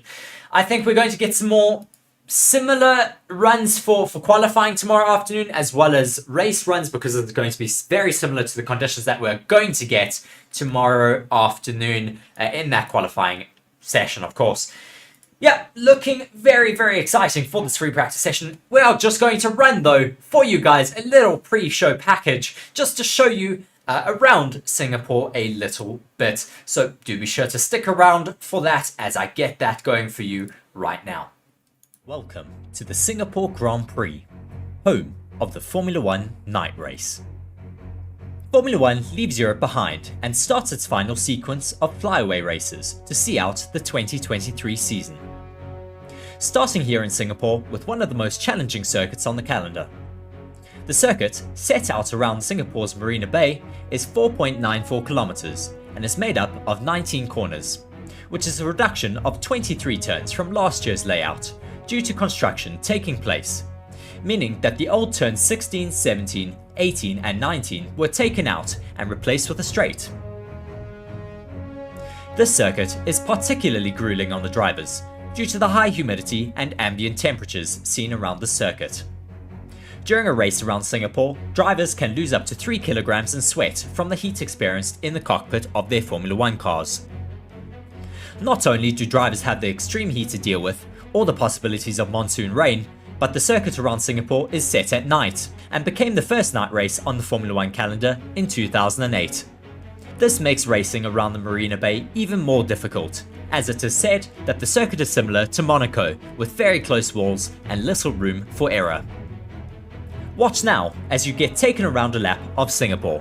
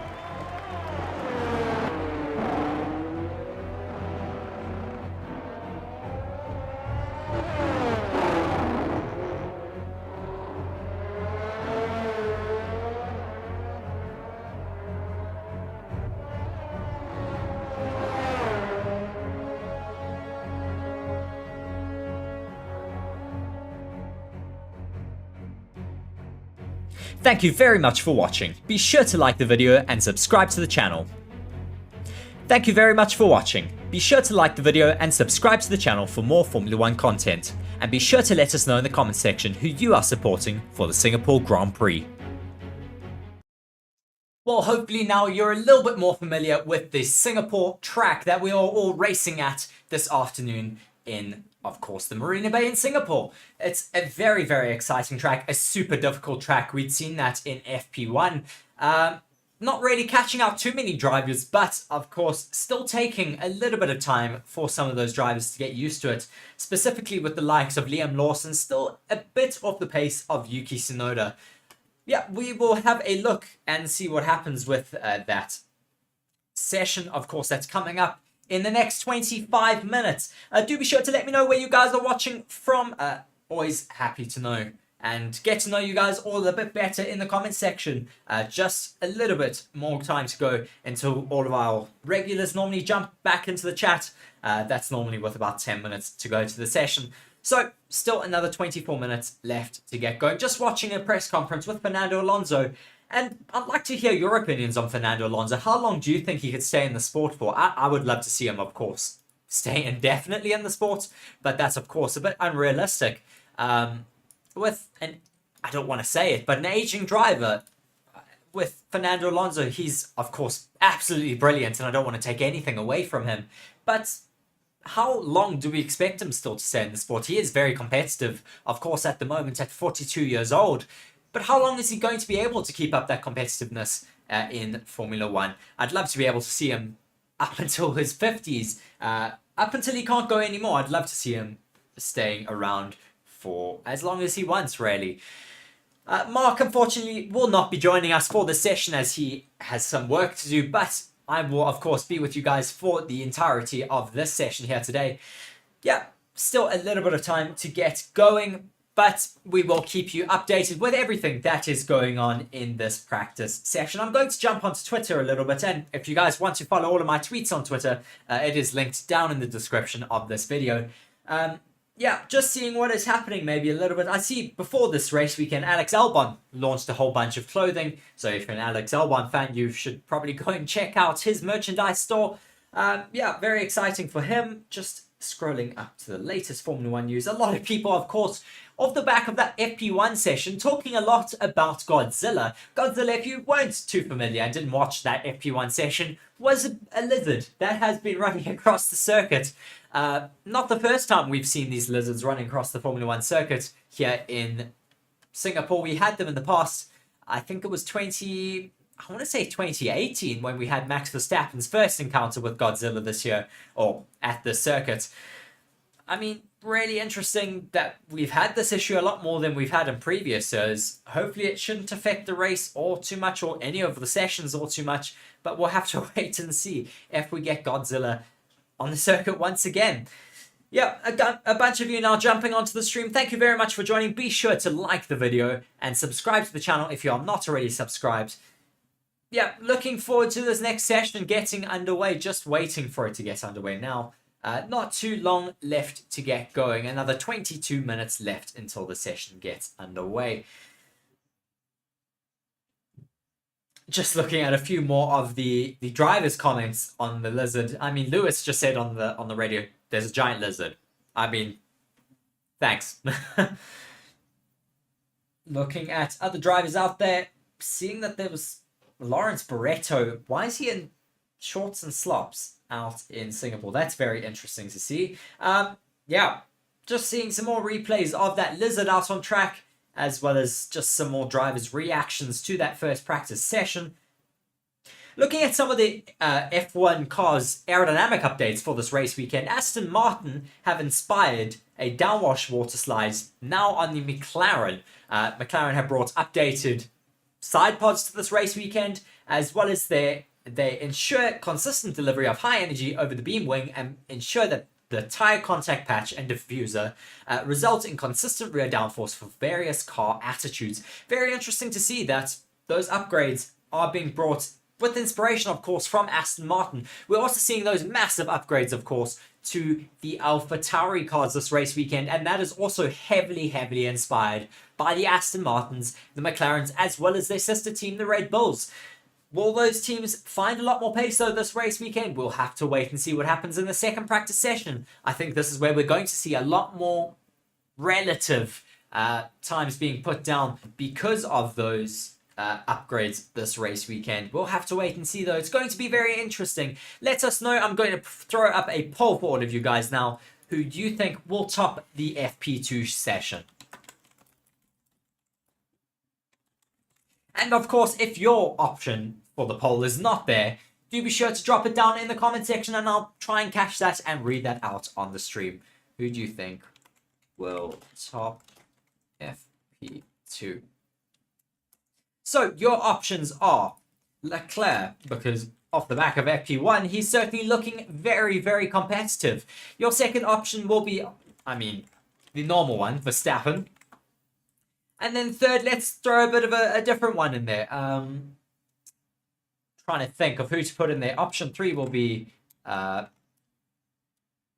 of course. Or option 4 will be other. Option 3 will be, let's put in maybe Norris there, because he was also quite rapid in FP1. So that is now up for you guys. So please do be sure to go and vote in that. And let me know who you guys are supporting for the second practice session, as well as, of course, for the race on Sunday. Still a little bit of time to get going. 19 minutes and 30 seconds left going on the clock until the second free practice session gets underway out here in the Singapore Bay.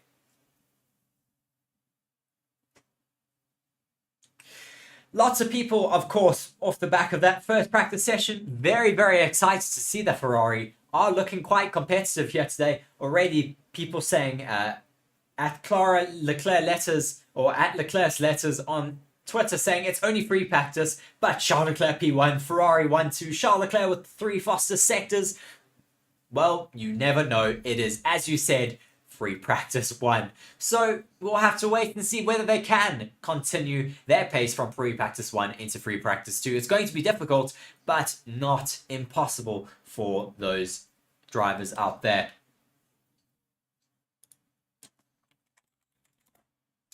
So just waiting still for this practice session to get underway. Waiting for a few more of you guys to drop some comments in the comment section. I see we have Leclerc being voted for in the poll at the moment.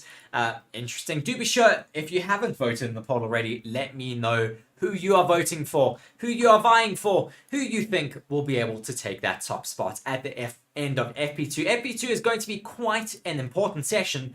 They're going to be pretty much doing their quali sims in FP2 because it's going to be the most indicative of what temperatures and conditions are going to be like possibly tomorrow afternoon, if of course we get a dry session. There is the possibility of rain in that free practice session 3 and the qualifying session tomorrow, as well as on Sunday, but it is not a given out here in Singapore. You never really know. Some people they're voting for other, maybe voting for Lewis Hamilton. Let me know who you're voting for if you have voted for other in that poll. I want to know who you guys are all voting for. Let me know down there in the comment section and I will read it out on stream for you guys. So just still waiting for the session to get underway. Looking at those results though from FP1, some outliers there. I mean, glad to see that Hamilton and Russell getting quite high up there in a free practice 1 session. Not something we've seen in the past few weekends. He normally takes a bit of time to get up to pace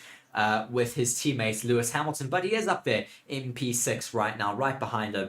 And then looking at some outliers, Tsunoda's found some good pace. Alonso a little bit further down than where I'd like him to be. Ocon P10, not too bad. His teammates down on P12. Albon P13, once again, brilliant from him. Yeah, I mean, just great to see so many people being so close together. I mean, those I think the top 5 times were very close. The top time was a 133.3. Then second is a 133.42. Third is a 133.47. Fourth is a 133.5. Fifth is a 133.5 as well. So, I mean, that top 5 is super close within each other. All within 0.3 seconds up to the top 6. I mean, this is going to be a very close qualifying session on Saturday afternoon. And I'm really looking forward to it. Let's see what is able to happen, though, throughout the rest of this session.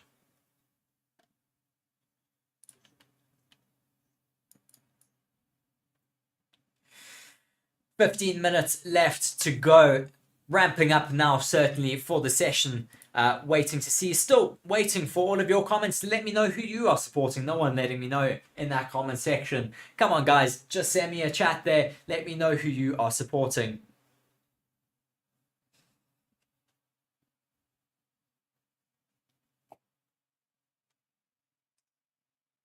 Lots of anticipation for this race weekend. Of course, we did have a break in between Monza and now it's a double weekend, or a double header, that is, from here then onwards to Japan next weekend out.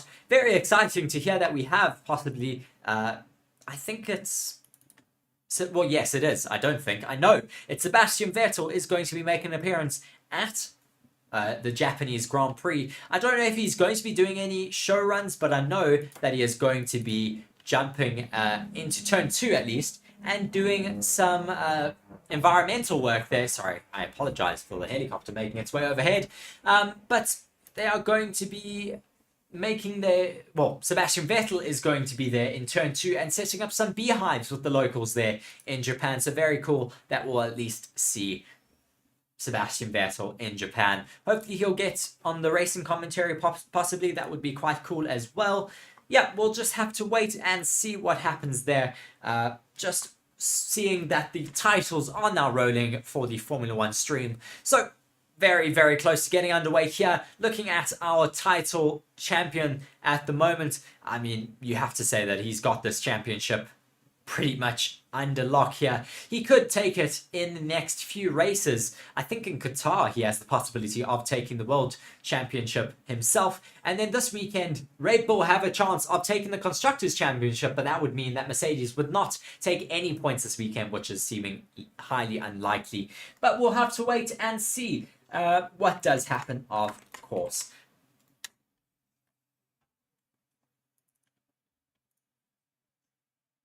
Seeing now the lights of Singapore. It is now dark out there, not where we were earlier on this afternoon. It was nice and light out there, very, very hot. I think it was about 42 degrees Celsius there, or 38 it was earlier, 42 degrees Celsius track temperature, which is of course extremely, extremely high out there. But we now do finally see the cars getting ready for their next runs out in FP2. We're seeing, of course, all the commentators getting ready for the session to get underway. Seeing the mechanics getting those cars all buttoned up and ready for FP2. It's certainly ramping up to be a very exciting session, that is for sure.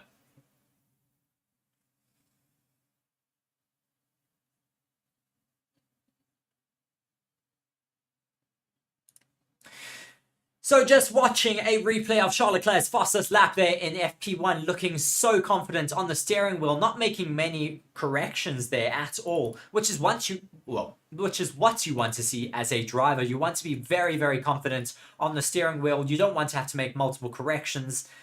It's really difficult to have to make all of those corrections and try eke out and focus on that lap. So of course you want it to be as comfortable for you as possible.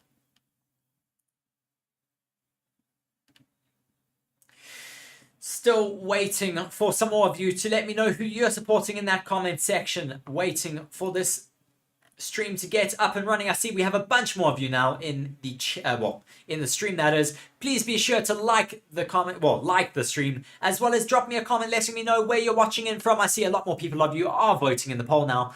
A lot of you are voting for that other option though, so let me know in the comment section who you are voting for there.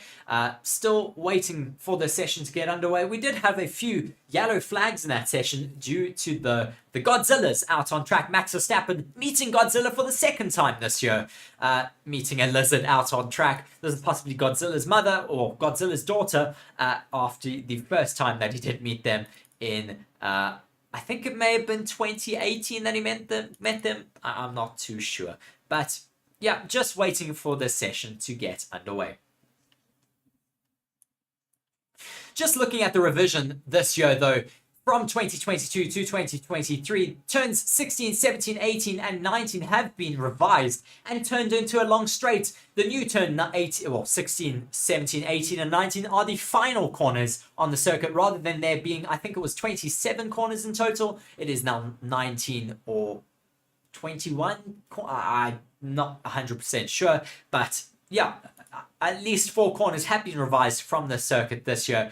Still looking like that the chicane does hopefully allow for some passing, but we'll have to wait until Sunday, of course, to really see whether this new circuit layout does work. Maybe they'll leave it there for the next season.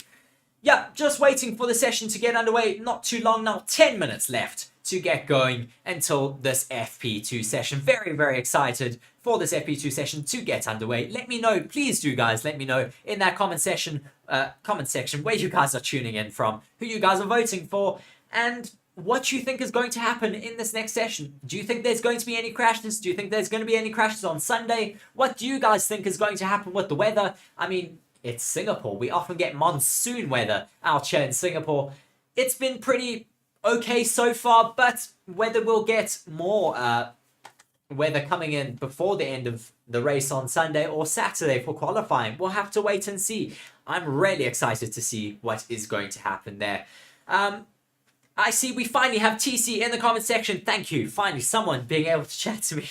Any chance of rain this weekend? You're asking. Yes, there is a possibility of rain this weekend. I will run that track guide yet again for you guys. Just watching these absolutely stunning visuals of the Marina Bay circuit. It's just such an incredible circuit here. You can see it so clearly throughout the city line or city skyline because that track is so illuminated with all of those lights around here. Just 9 minutes left to get going out here for the FP2 session. Very, very excited. TC saying, hey, yes, very excited to have you there in the comment section, TC. No one's been talking to me. Very glad to have someone at least being able to chat to now. Yeah, let me know, guys, where you're watching in from. Very excited for this FP2 session to get underway. 9 minutes left to get going. I'm going to run that build-up package again very shortly just to let you know a little bit more about this Singapore track. I'll get that going maybe with about a few minutes left to go of the session, or until the session gets underway, that is. Yeah, ramping up now very quickly to get going for this FP2 session. I'm going to change that timing board now very shortly. Yeah, let me know who you guys are supporting for the session for this weekend. TC's also asked there in the comment section, was Mercedes slow in FP1? Not necessarily all that slow. They were P5 and P6. I see the timing board has now reset for FP2. It's going to get going very, very shortly. Very exciting. Very excited in anticipation for that to get going.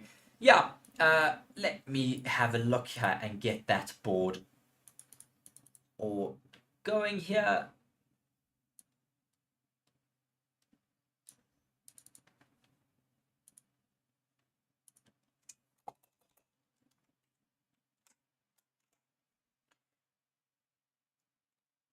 And that is now fixed. So there we go.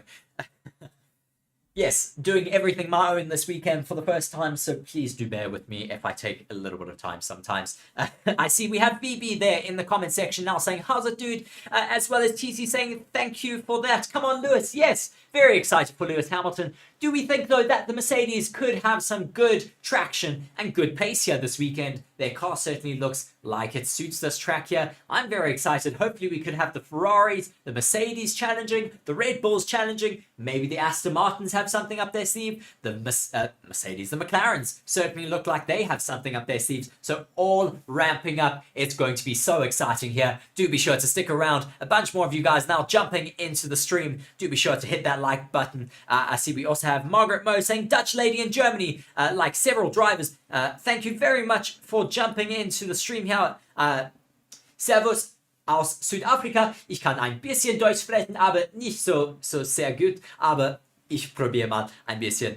That's just for you there, Margaret, if you speak Dutch or I don't know. Well, you said Germany, so yes. We also have Will there in the comment section say, come on, Mercedes. Come on, Lewis. A lot A lot of support there for the Mercedes. I'll pop them in the next poll for you guys, or you can just hit that other section in that poll right now.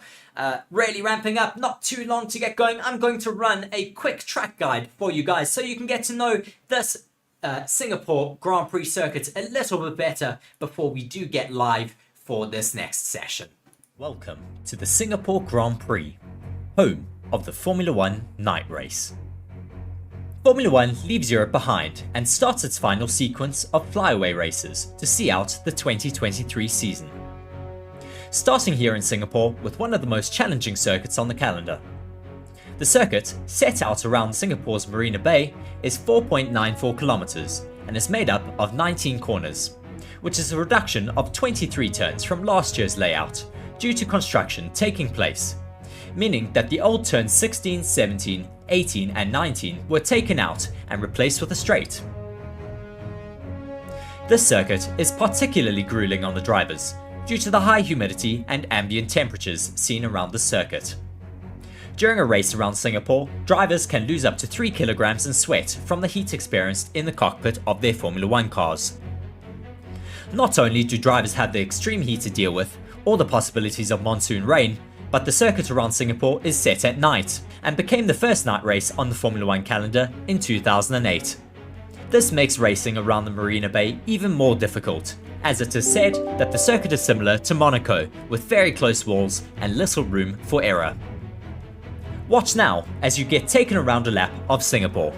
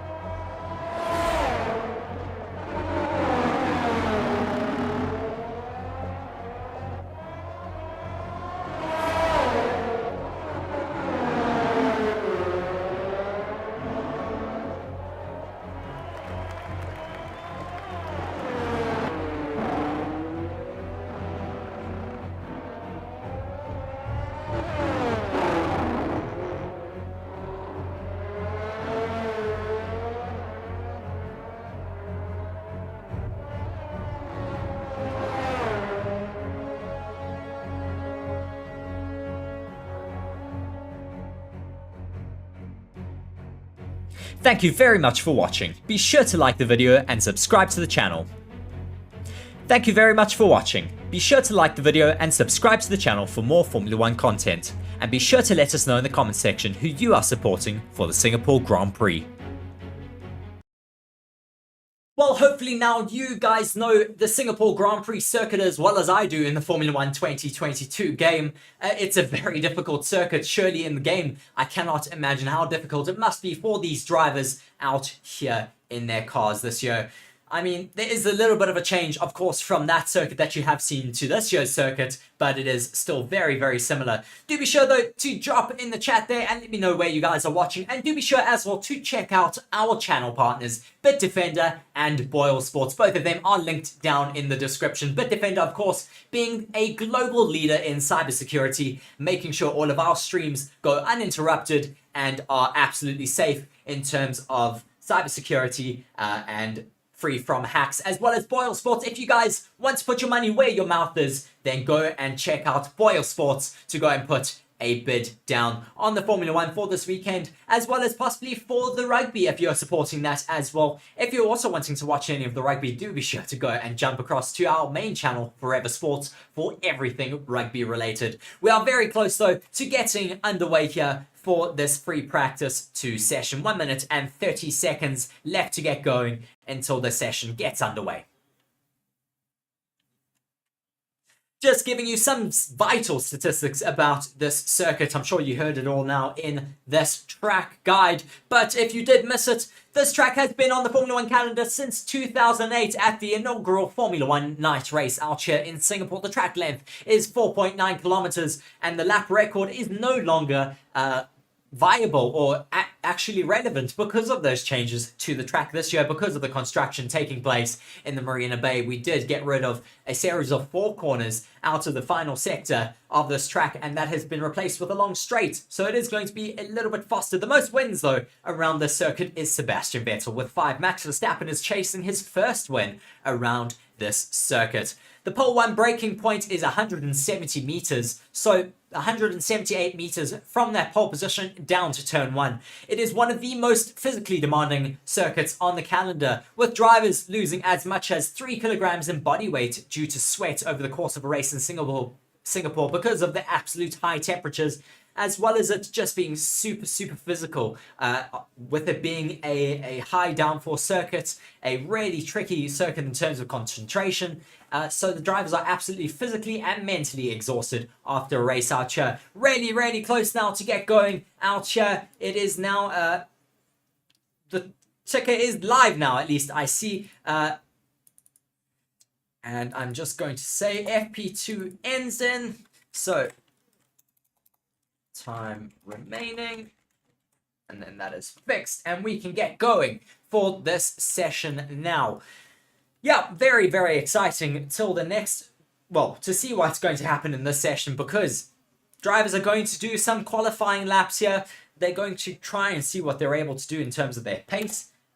Yeah, I'm really excited to see what drivers are able to get going here and get doing, because it's similar conditions to what we're going to see tomorrow night. It's the first session under the lights for this season, and obviously these cars look absolutely stunning, as is expected under the lights here. Pure Blood up here in the comment section now saying let's go. Certainly, let's get going, Pure Blood. We have a bunch more of you guys jumping into the stream now. Please be sure to like the video. It certainly helps us get pushed a little bit more by the YouTube algorithm, and it really does mean a lot to us here. It's just going to be me here today. Unfortunately, Mark is working right now, so I'm going to be running together with you guys for this free practice session. 88 of you guys in the stream at the moment. Thank you very much for jumping on here. Do be sure to hit that like button and jump down in the comment section. If you're not subscribed as well, do be sure to hit that subscribe button. We have now gotten over 1,500 subscribers on this Motorsports dedicated channel, as we now see a whole bunch of cars out on track, as we see our live timing board is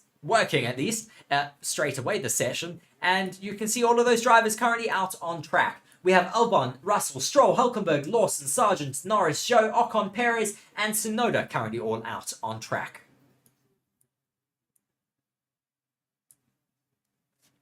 Do be sure to let me know down in the comment section who you guys are supporting here today. I'm thinking that those Mercedes are looking quite comfortable. They could have some good pace, I think, as well as the Ferraris could have some good pace here this afternoon. Hülkenberg setting a fastest first sector straight away here today. Yeah, let's see what people are able to do. It's going to be a very exciting free practice 2 session out here.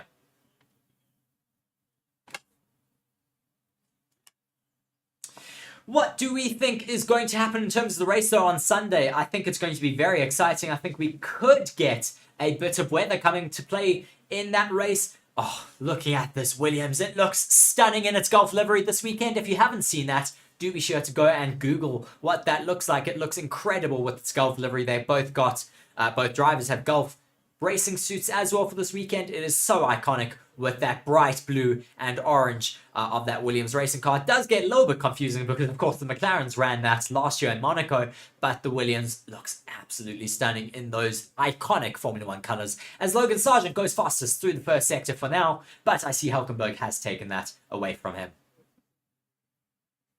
Just waiting to see what other drivers are doing out on track at the moment. Sargent is on a set of medium tyres. What are the other drivers out on there at the moment? I see Ashkil saying W Hamilton, Verstappen. Well, we'll have to wait and see what happens this weekend, won't we?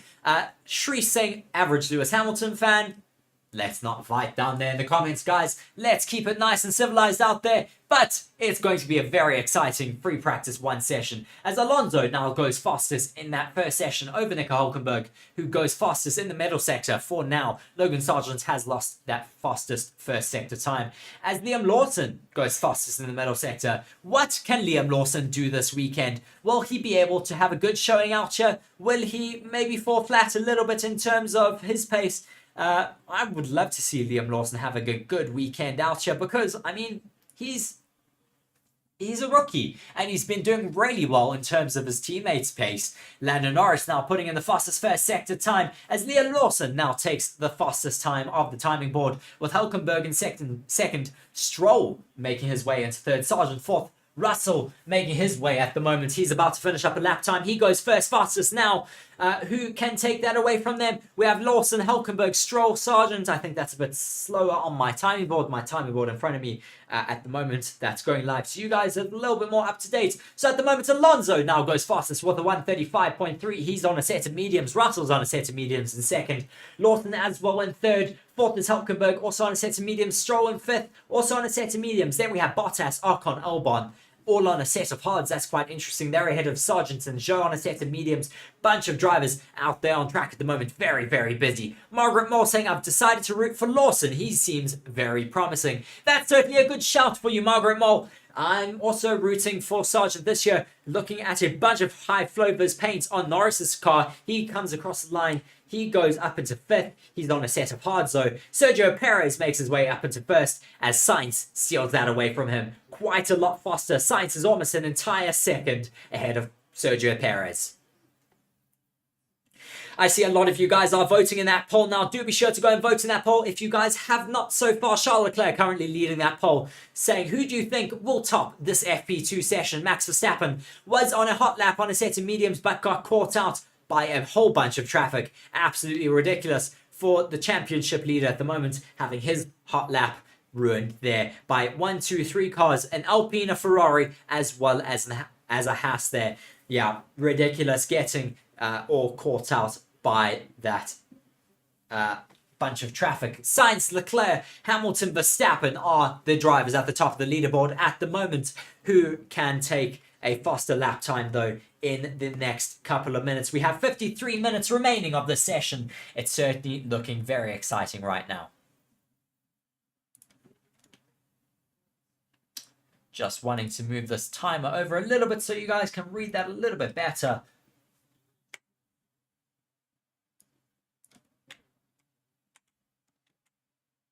There we go. That is a little bit better now, so you can read that a little bit more. So now, just waiting for more drivers to get out there. Hamilton has put himself now up into third, also on a set of mediums. These medium runners, we thought maybe in FP1 that the medium tyres were really on par with those hards. It doesn't look like that, though, in this session. Tsunoda currently, though, being outperformed by his teammate Liam Lawson, the rookie, as Fernando Alonso gets a little bit scrappy with Lewis Hamilton down the back straight. Sorry, that's Russell down the back straight, as I think Alonso is just setting himself up for a hot lap at the moment. A bunch of people now in the comment section reaching out to me. Thank you very much. TC saying Russell's latest haircut makes him look like a boy band singer. I haven't actually seen that. And Orbian saying Ayo Ferrari. Yes, Ferrari are certainly doing the Tifosi proud right now.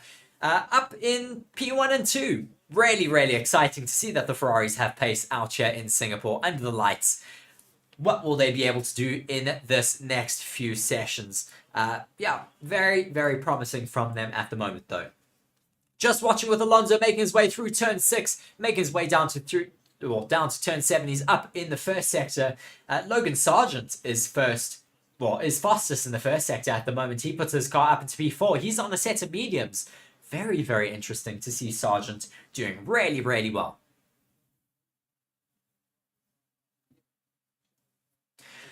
Just watching as well, Russell is setting some good lap times at the moment. Norris fastest in that first sector as well. Still a very, very active circuit at the moment. Pretty much every driver out on circuit. I think we do have every driver out on circuit right now. We do. Every single driver's out on circuit. What can Lando Norris do on his current hot lap?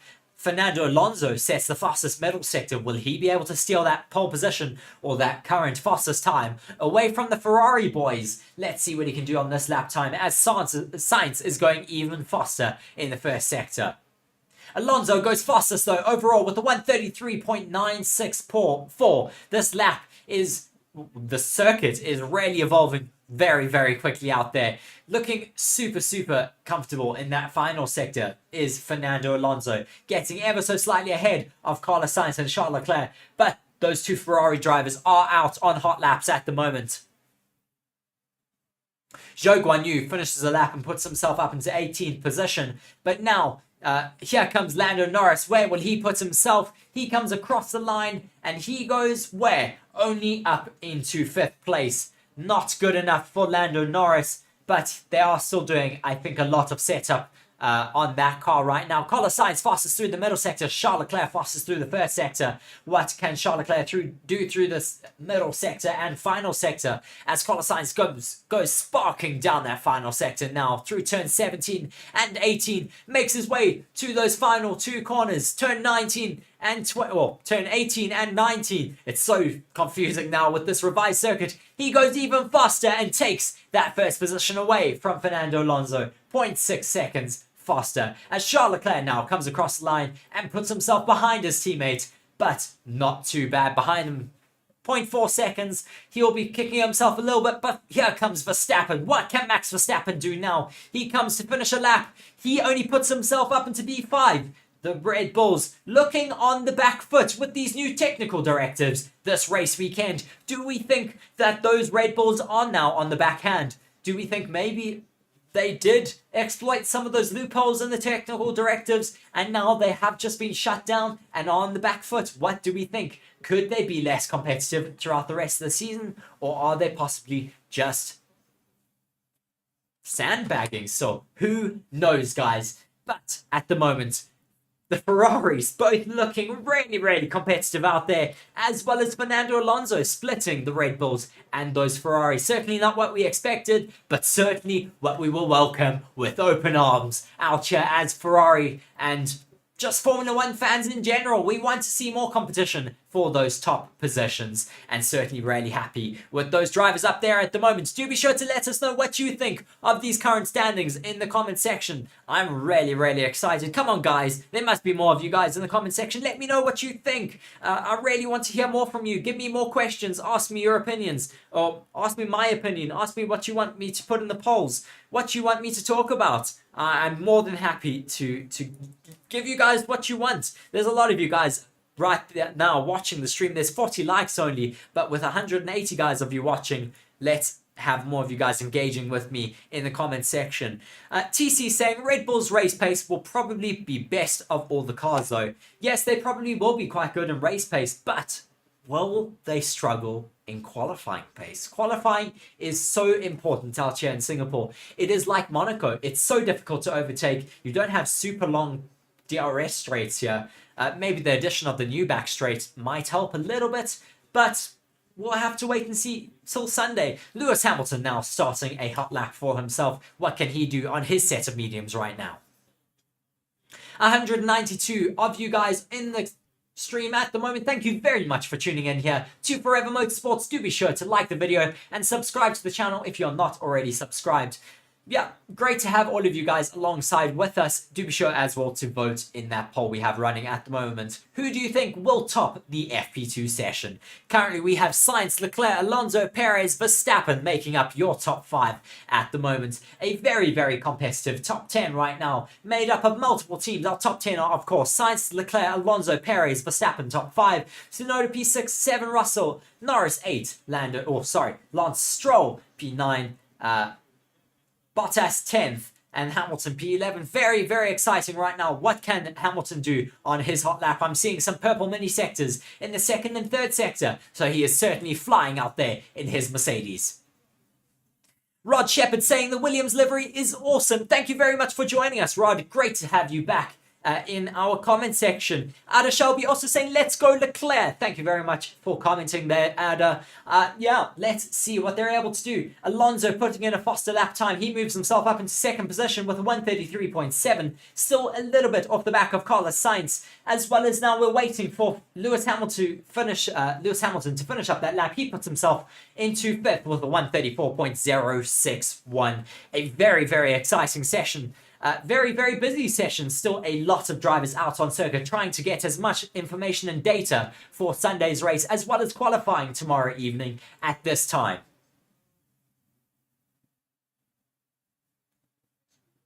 "46 minutes left of the session at the moment. Watching a replay of Lance Stroll. He hit the wall coming out of turn 13, out of that really, really tricky hairpin there. He just nudged the wall. We see a big locker for Charles Leclerc coming into turn, I think that's turn 14, I want to say. It's so difficult now with this revised track. Yes, it was turn 14 there for Charles Leclerc. Caitlin Bott saying, what happened to Lando and Albon? I think Lando Norris is currently doing some race runs at the moment. He's got a lot of high flow vis paint on his car, so they're just checking those upgrades in that car. Emilia also asking, do you think Max will win on Sunday? Well, we'll have to wait and see. I think it's a bit of an unknown with these new technical directives being brought in from this race weekend onwards. They've just really closed down on the loopholes with teams being able to exploit little winglets under the car, obscured by little coverings and stuff, and they all changed and bent under high aerodynamic force and load, and they were not able to be tested by the FIA, as Angelos Staikakis says, I hope he won't win. And Romana saying Max is the best. So a lot of differing support out there. Do be sure to let us know down in there in the comment section who you guys are supporting. 224 of you now following alongside with us. Angelos asking, did Stroll get damaged? No, he didn't. He just touched the wheels. Luckily, fortunately for himself, he should not have too much damage from that little incident there. Just watching a replay of Charles Leclerc there, doesn't look like he's caused too much damage from that lockup of his front left, I think it was. Caitlin Boss saying, hopefully no lizards get killed again. I don't think we've ever had a lizard getting killed, to my knowledge, but we might have Godzilla venturing out onto the track yet again in the session. We had him or her or they, them, venturing out onto track twice in that first session. Hash Verma saying Liam is currently up in P7. That's brilliant from the rookie at the moment. Having a brilliant session out there in Singapore right now. Just watching these drivers making their way through the circuit at the moment. It's such a grueling circuit out here. It's still so hot in Singapore. I just want to actually look at the track temperature and area temperature at the moment. Singapore temp. You guys are going to get really used to me not being able to type.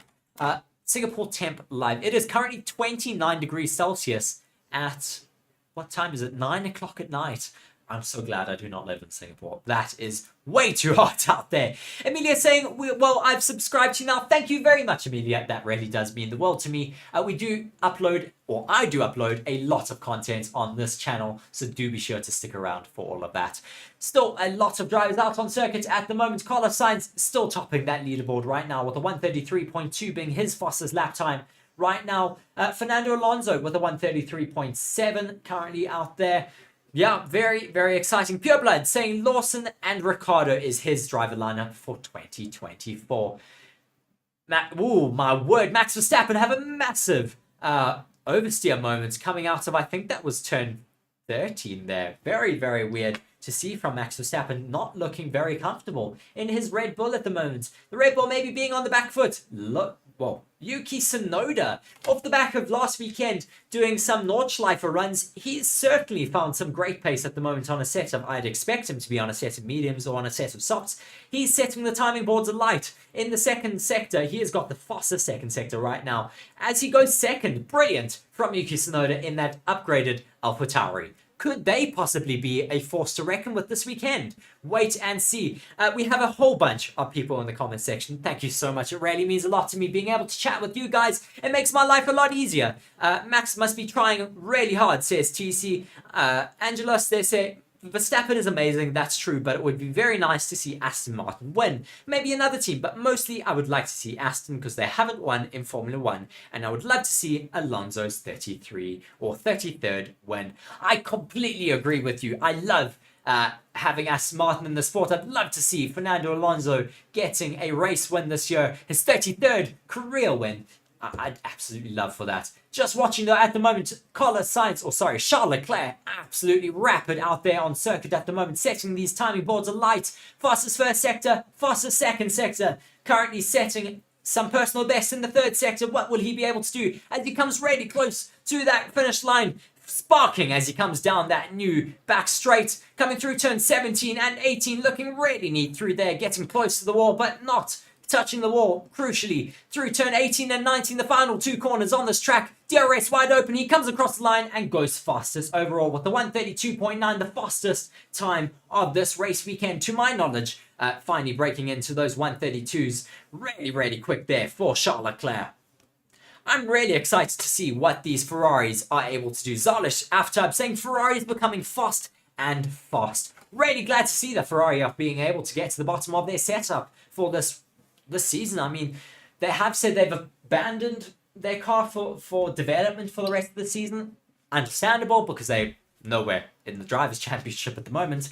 But could they possibly be able to challenge next year with the understanding that they have of their car this year?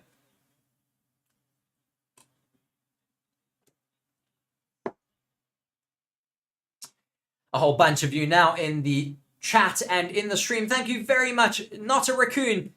Interesting. Saying damn Charles there in the comment section. I like that username. Brandon saying Reese lizards aren't confused. They have no thems. Okay, whatever. But they're out there on track nonetheless, trying to get a glimpse of these Formula 1 cars. And Not a Raccoon also saying, I mean, Charles did say this is one of his favorite circuits. Great to see, though, that he is having an absolutely stellar day out there on circuit at the moment. We still have 39 minutes left of this session to go. My stream is a little bit interrupted at the moment with ads being run right now. But we will keep you up to date with what is happening on the timing boards. Max Verstappen setting a personal best in that first sector. Mini sector, one personal best, the rest or not improvements. And I think he has maybe just come back into the pits now. Very, very active track. Taya, finally here in the comment section. Where have you been, Taya? We've been waiting for you. Waiting for all of our normal regulars to get into our chat. Do be sure to hit that like button and subscribe to the channel if you are not already subscribed. We are also getting a membership club already and get going for you guys. Also, do be sure to check our pinned comment there in the chat to join our Discord server. We'd love to get you guys all into that Discord server, getting a great Formula 1 community, all based here on this Forever Motorsports channel. Let me know where you guys are all watching from at the moment as well. I am in sunny South Africa, and it's certainly sunny at the moment. It is my birthday next week, Friday, so do be sure to join in for that Japanese Grand Prix. I'll be joining you at 4 a.m. on my birthday, bright and early, so do be sure to jump into that stream as well. Yeah, it's going to be very interesting. TC saying Max's face will look like thunder if he doesn't top that timing board. LOL. I certainly agree with you. Max Verstappen, we've seen in the past, he doesn't like it when he doesn't top the timing boards. He is an absolute perfectionist. He reminds me a lot of Michael Schumacher in the fact that they are constantly chasing perfection in every single session. The likes of Michael Schumacher, Lewis Hamilton, Ayrton Senna, Alain Prost, Nigel Mansell, who else? Niki Lauda, they all go out there, Sebastian Vettel, all go out there and absolutely chase perfection and want to just get the absolute best out of every single session that they do in Formula 1. They don't want to be down, and where's Max now? P9. I mean, no, that's not where Max Verstappen wants to be at all. He's not going to be happy. They're going to be making lots of changes, I'm sure, overnight on that car to get that car happy for their driver. Daniel Ricciardo might have to go and do some simulator work overnight. I'm sure they might have a portable simulator with them. If not, then one of their rookie drivers will be back in the simulator, back in the UK overnight, doing some simulator work. Yeah, I see Sophia saying that she's in Montreal at school at the moment, nonetheless watching with us. Thank you very much for tuning into our stream. Nigel Sampson saying from Jamaica, not a raccoon, saying, do we have a name for the lizard yet? We're calling it Godzilla on this channel here, not a raccoon. Brandon saying, does Mercedes show any improvements from their upgrades? Well, at the moment, looking at their times, George Russell's down in P5.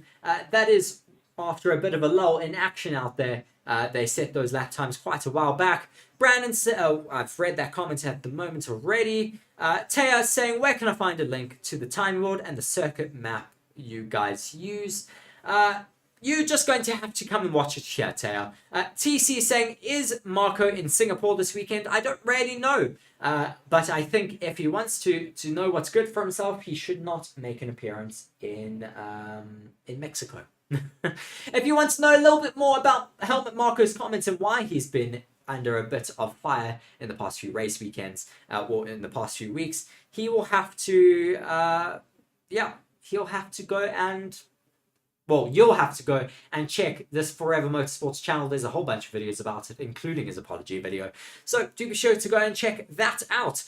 Yeah, lots of people still commenting at the moment. Taya saying, for the first time in forever, F1 times are in my time zone. Glad to hear that for you, Taya. Where are you actually watching from? As well as Johnny saying, will Max still win, do I think?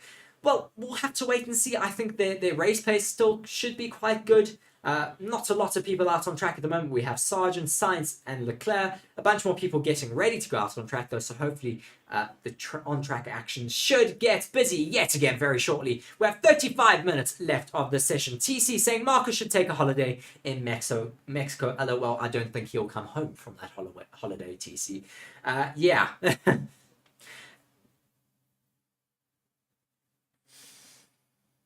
Carlos Sainz and Charles Leclerc currently on outlaps. So is Lando Norris and Lance Stroll, as is Alonso and Bottas. Liam Lawson also on an outlap at the moment. So glad to see that the on-track action is jumping up a little bit more at the moment now.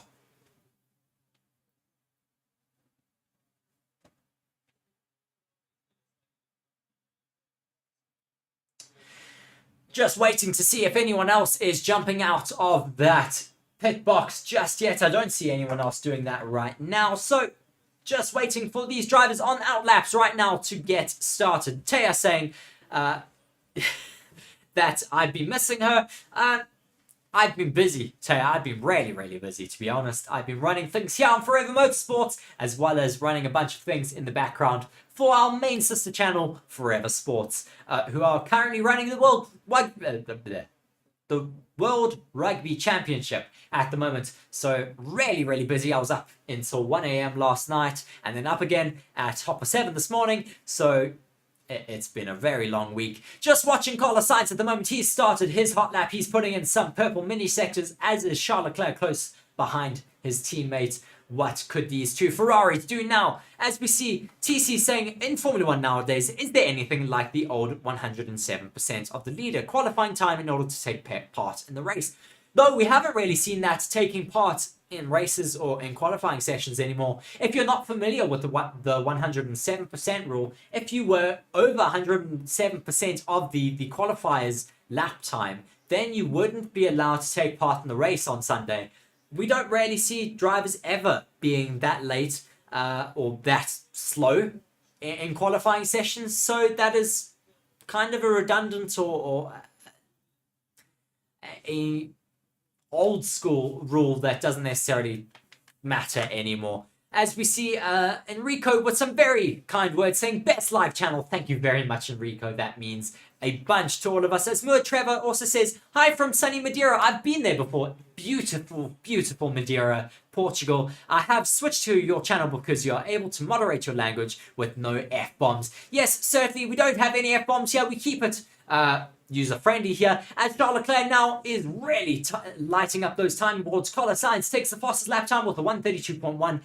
Absolutely blitzing it out there on track right now. Charles Leclerc getting ready to finish his lap time at the moment as well. Clive Holland saying, thanks for the coverage, Reese. I'm in South Africa too. Thank you very much for joining our channel there, Clive. Charles Leclerc does cross the line and is not able to improve on his teammates' lap time. He goes second out there for the moment. Emilia saying, is there a possibility that Max won't become world champion after all? Well, he's already a two-time world champion, and he could take his third very, very shortly. It could be in the next few races. I don't think anyone's going to be able to steal that away from him statistically at this point anymore. Lewis Hamilton now coming through the middle sector. What will he be able to do? As we have a whole bunch of drivers having set fast laps now. Carlos Sainz, obviously, with that fastest lap time. Charles Leclerc P2, Alonso P3, Lando Norris P4, Bottas P5, Liam Lawson P6, and Lance Stroll in P7. Lewis Hamilton now coming through that middle sector, 0.2 down on Carlos Sainz's time. That should put him around third right now. Very, very good lap time. Catching a little bit of traffic. Traffic getting out of the way, though, crucially for Lewis Hamilton there. What can he do? Gasly is also on a hot lap at the moment. Hamilton setting some purple middle sectors. He comes across the line and puts himself into third with a 1:32.585. Brilliant lap time there for Lewis Hamilton.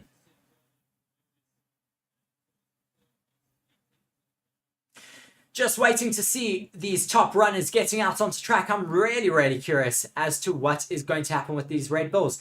I didn't note that the car of Lewis Hamilton is now on softs. The entire field is out on softs now, who are putting in lap times. Logan Sargent with a massive moment coming through turn 18 and 19. Massive moments of oversteer. He didn't even, he really got close to losing the car in those final two corners, as we see a bit of a mistake from, I think that's Hulkenberg, coming out of turn 13. Really difficult as you exit that tight, hairpin there in turn 13.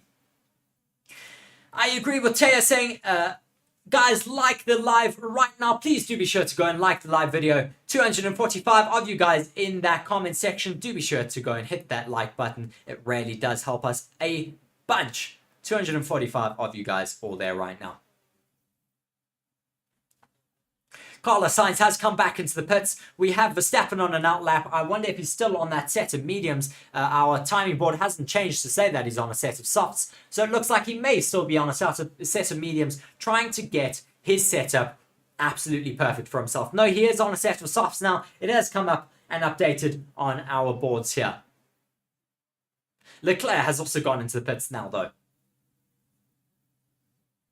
Not a Raccoon has asked, who am I rooting for? To be very honest, I'm rooting for a bunch of drivers. I support so many people out there. I know it's unfair. You can't like but multiple people. I don't care. Get over it. I like Lando Norris. I'm rooting for Norris, Piastri. Verstappen, I like Verstappen. Hamilton, I'd love to get back to the top of the leaderboard. That would be great. Leclerc, rooting for him, as well as Sainz, as well as Alonso. So pretty much you could say I'm rooting for the entire grid, as well as Albon, of course, who we are massive fans of here on this channel. Verstappen currently coming around. He is, let me see what his mini sectors are looking like. He's got some little mini sectors there, but not able to take those faster sectors right now. Putting in another mini sector in the final sector. We'll keep an eye on that as George Russell comes across the line to put himself now up into fifth.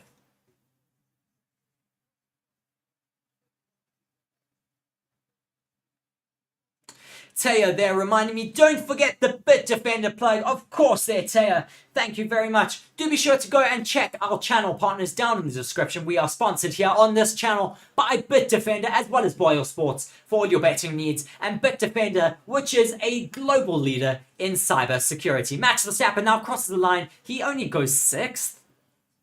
Really, really odd there for the Red Bulls this race weekend. Quite far off of the pace. Not what I was expecting at all this race weekend.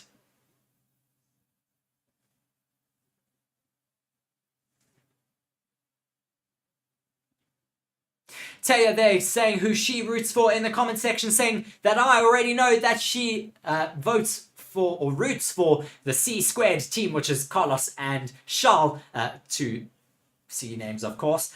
Yeah, just watching a whole bunch of other drivers out there on track right now. A lot of people also very shocked, as am I, about Max not really finding all that much pace out there, down in P6. I'm so confused about this Red Bull pace out there right now. Could this new technical directive have really upset the Red Bulls?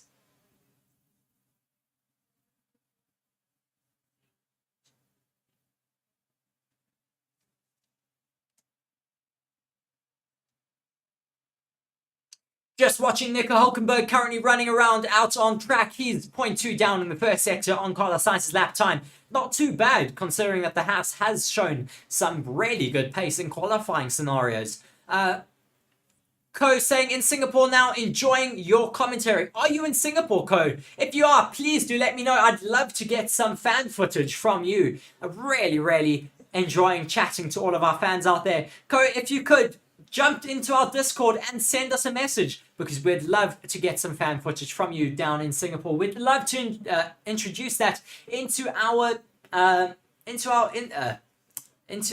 build-up package. So if any of you guys are at circuits this year and follow the channel, do be sure to let us know, and we'd love to get your fan cams and fan footage in our build-up packages and streams.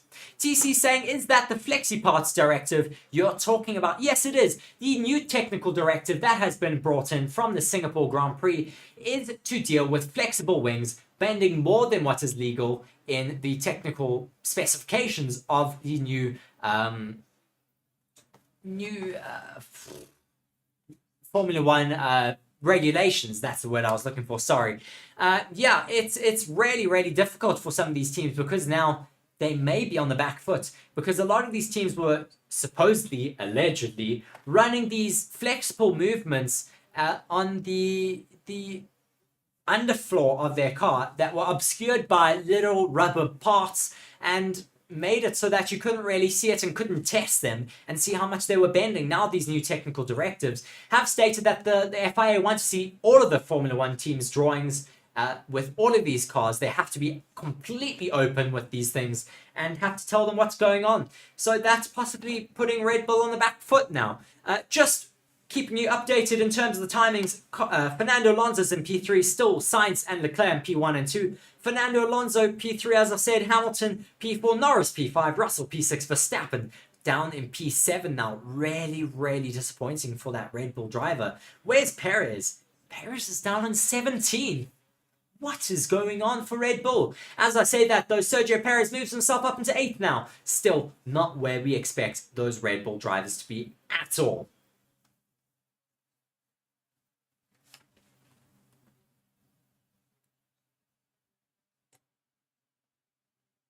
Taya saying that she's in the Discord server and that she's getting lonely. So guys, do be sure to go and jump down into that Discord server. We really do want to get more of you guys getting involved. Kofi Dixon saying, I'm a Mercedes fan, but I see the Ferraris as the fastest car this weekend. It's certainly looking that way, Kofi. I mean, or Coffee. Yeah, it's really interesting to see that these Red Bulls are on the back foot here in Singapore. They did say that possibly their car would not suit the circuit. It's looking that way now. I did not think we'd get this at all this weekend. Not a Raccoon also saying, imagine the first 3 on the podium on Sunday. Amazing. Mind blown.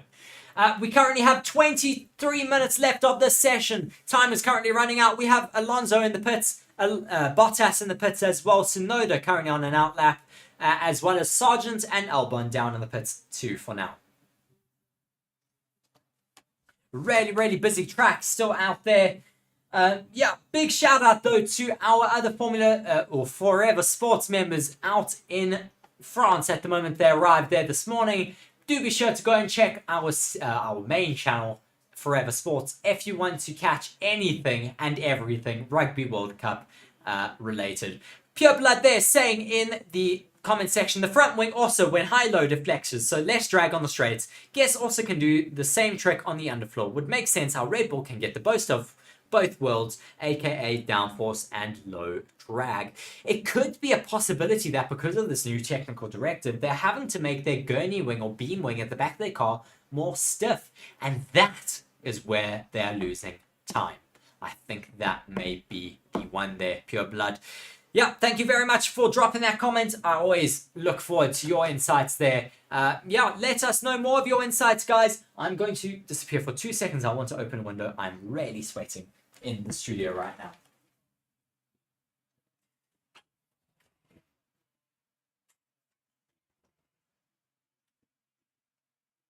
I am back. Sorry, just getting that window open. It is quite warm here in Joburg. So, yeah, very exciting watching Martin Brundle at the moment. Who do you guys think will be able to win this race on Sunday? At the moment, Max Verstappen, as I said in my video, could be on the back foot this weekend, with Singapore looking like it's really taking it to those Red Bull drivers. 280 of you guys watching with us now. Oh, got the cold air finally flowing into this room. I'm sweating a little bit less now. It's really warm out here. Let me know where you guys are watching from. Judge Dredd saying 1, 2, 3, 4, 5, 6, and Verstappen is not there.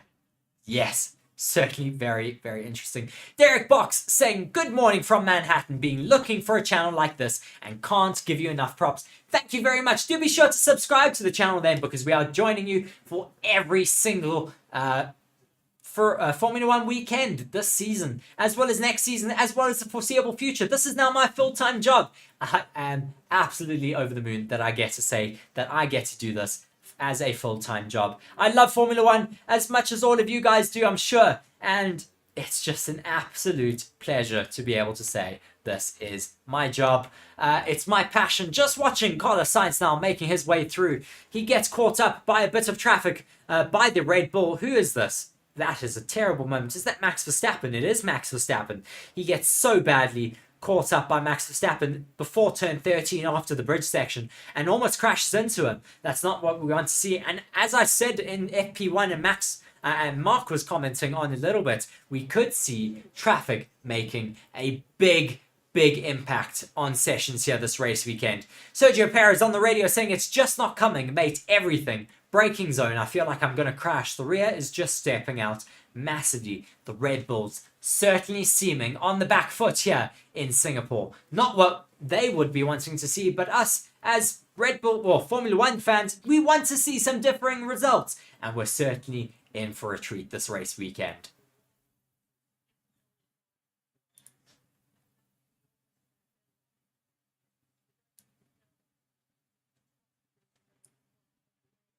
Zarlish asking, why are you not answering my question? I don't know, Zarlish. It's super difficult. The chat gets quite busy out there.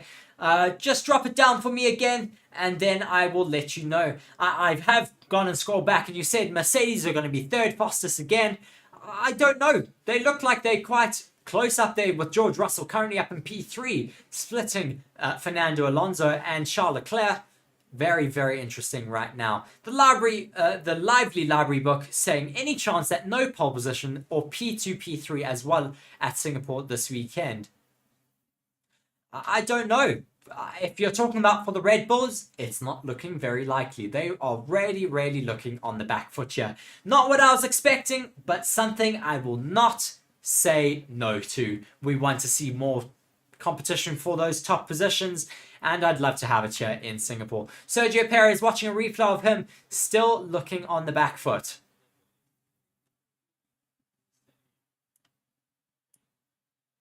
Not a Raccoon saying, love Max, but want to see someone new on the podium. Yes, we want to hear a different song at the end of a Sunday afternoon. We don't want to get the song that we've heard and has now been known or has been commonly phrased as the new Formula One anthem, which is the Dutch national anthem. We need to hear something else. We need to see another driver on that top step. Taya saying, what if I was a Red Bull fan? Life would be much easier for me. Well, if you're a Red Bull fan, you might be crying this weekend. But if you're a Ferrari fan, you might finally be getting elation, because those Ferraris are looking quite comfortable at the top of the timing boards right now, with 18 minutes left to go of the session. 300 people now joining us on the stream. Thank you very much for jumping in. Do be sure to hit that like button, as well as let us know where you're watching from in the comment section. Do be sure as well to hit that subscribe button. We do bring you a lot of Formula One content throughout the race weekends, throughout the entirety of the year. It's been a very exciting year. This is officially marking our 1 year anniversary here on Forever Motorsports of doing Formula One live commentary. Myself and Mark, really thank you guys who are and have been joining us every single race weekend. It's been an absolute pleasure, and it's been my absolute passion to be doing this for you guys. So Taylor there saying, yo, I'm actually liking the smiling from ear to ear. Yep, thank you. Also saying Ferrari fans deserve this. as well as Zalish asking, are there some penalties for new engines? So far, we have not been let know of any drivers taking new engines or gearboxes for this race weekend. We normally find that out just before qualifying, because that is when they do take those new engines. Just watching Max Verstappen looking like he's going to get going out on track for another flying lap. Donnie Lessing saying, welcome, well, from Belgium, Free State, welcome to the stream here, Donnie. Thank you very much for joining. Not a Raccoon saying the Ferrari fans have suffered enough. They surely have. Glad to let them have their moment in the sun for a little bit.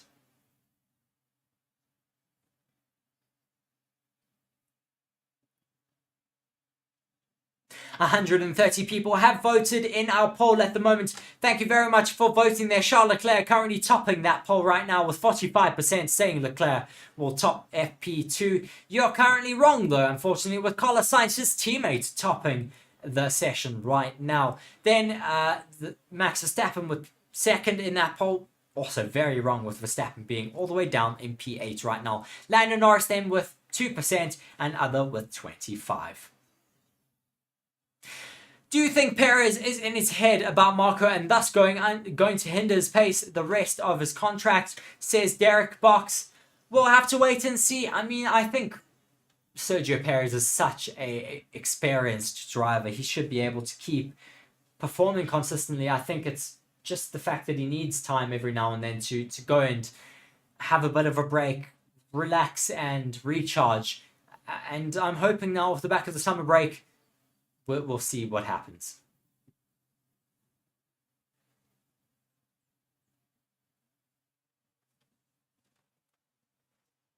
Not a Raccoon saying Marko needs some help. Yes, certainly it's been interesting and not necessarily a pleasure to see some of the comments from Helmut Marko. I mean, his outdated views are certainly not what we want to see in Formula One.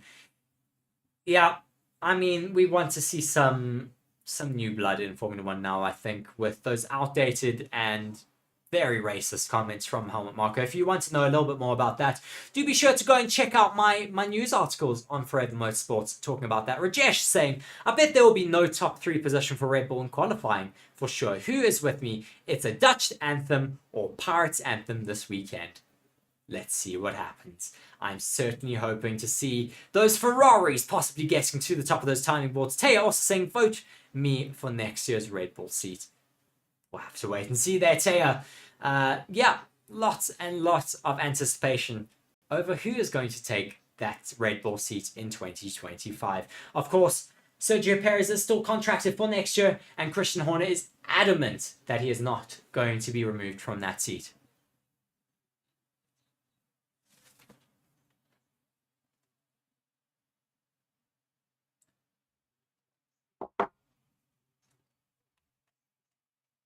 Let us know where you guys are watching from, as well as who you think is going to take the top of these time boards at the end of FP2. 13 minutes and 30 seconds left of the session. A busy timing board and a busy track right now. It looks though like people are busy doing some race runs right now, so we won't see those top times getting beaten anytime soon. But still looking very busy out there on track.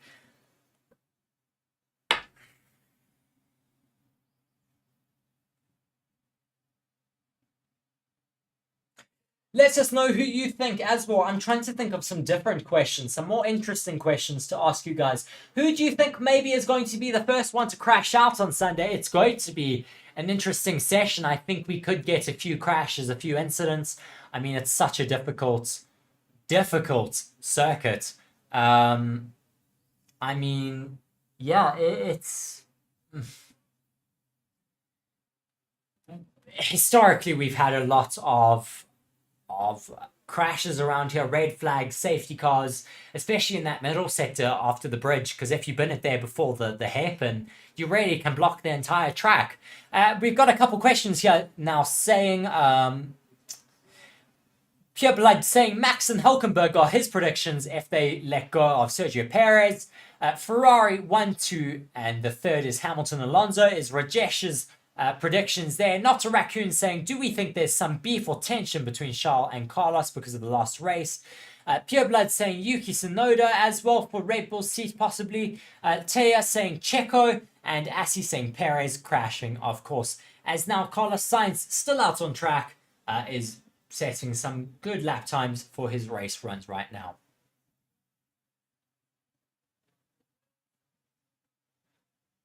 Not a raccoon also saying Alonso Sainz, also Sainz's mom liking mean tweets about Leclerc was not it. I haven't seen those tweets, so if you can maybe send me a link for those, I'd love to maybe have a look at that. I've heard about it a little bit, but yeah, what do we think about that? That's not cool.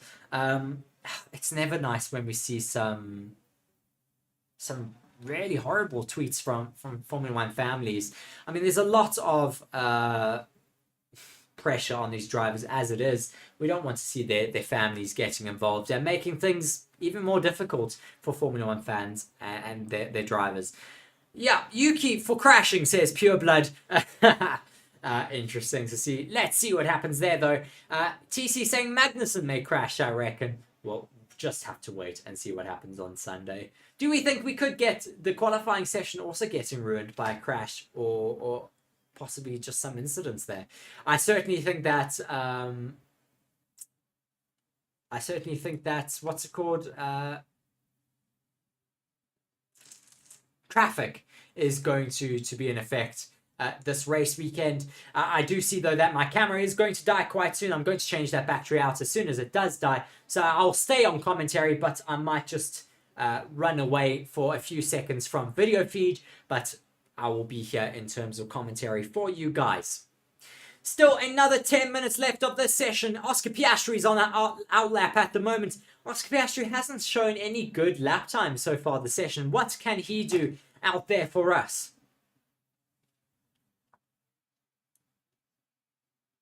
Taya saying Sainz is actually unhinged on Twitter. Interesting to see. Interesting to hear. I didn't know about that. So certainly let me know what that's all about.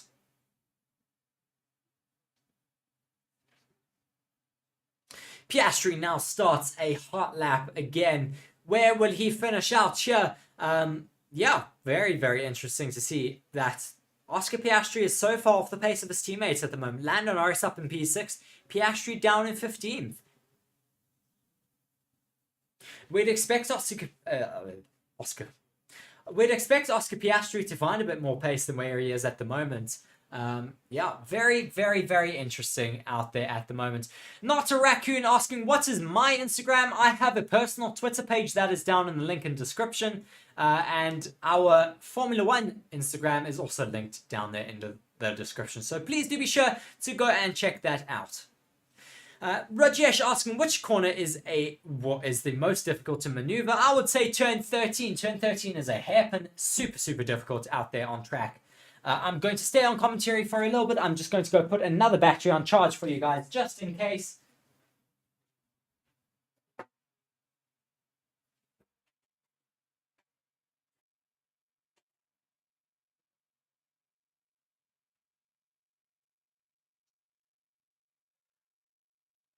So, just carrying on here with you guys. Still a lot of anticipation for what's going to happen tomorrow afternoon. Off the back of today, give me your quali simulations and quali predictions, because I think it's going to be very, very close. Our top 5 are within half a second. I expect that to get even closer going to qualifying tomorrow afternoon. It's going to be very exciting. I'm really, really looking forward to it. And I really just want to see some close runs. I don't want to see I don't want to say I don't want to see the Red Bulls, but I want to see someone else up there. I really want to see someone else up there.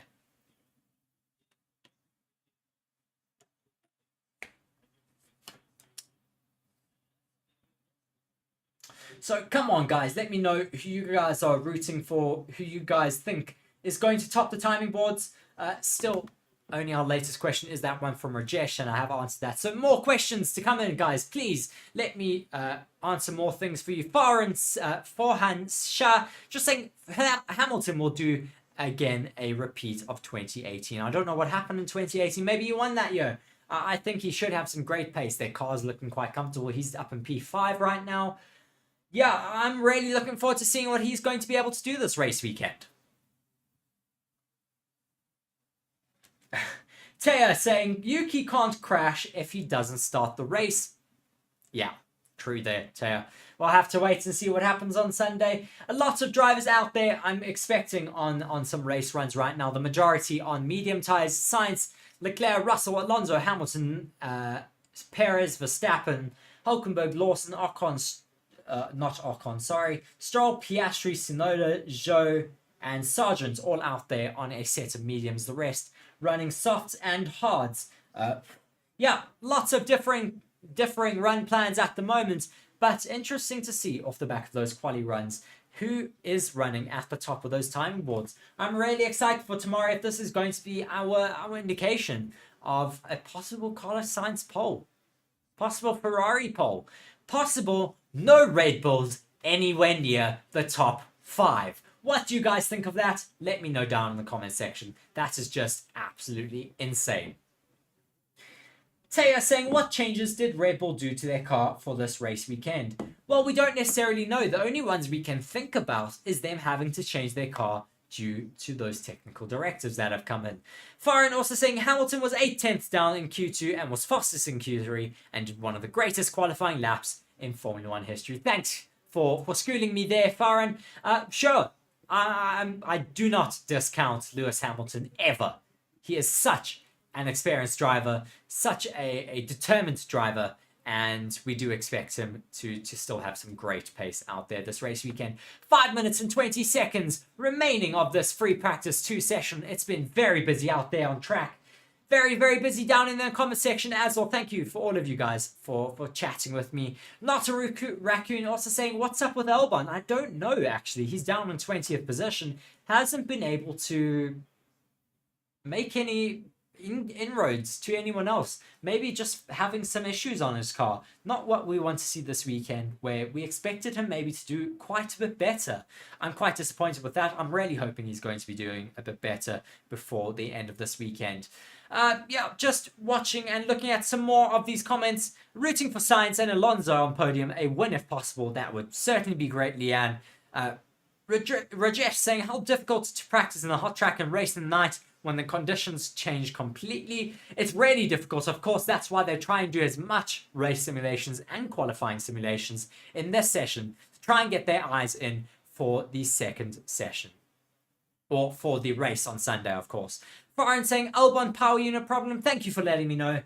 Yeah, so there you go, guys. Albon has a power unit issue. Liv says, really want to see the Ferraris on both 1 and 2. I agree there, Liv. Would be absolutely phenomenal. Not only for us race fans, but for the sport as a whole, to have someone else taking the win out here in Singapore. Tay is saying, OMG Reese, I found someone who watches Formula 1 too. I was so shocked that they were into it. Mouth literally dropped. There's a lot of Formula 1 fans out there now, and it's absolutely amazing to see that our community is growing so massively within all aspects of people all around the globe. It's growing massively within America, massively within South Africa as well, and in multiple other countries around the world. Sorry, I do see my camera has just fallen off. I'm going to change that battery out for you very quickly, but I'm going to stay with you on commentary.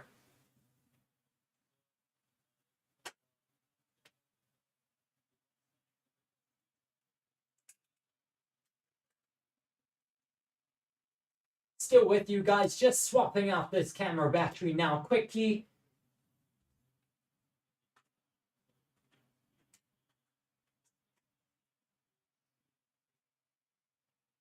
There we go. Hopefully I should be back on stream now. There we go. Yes, I am.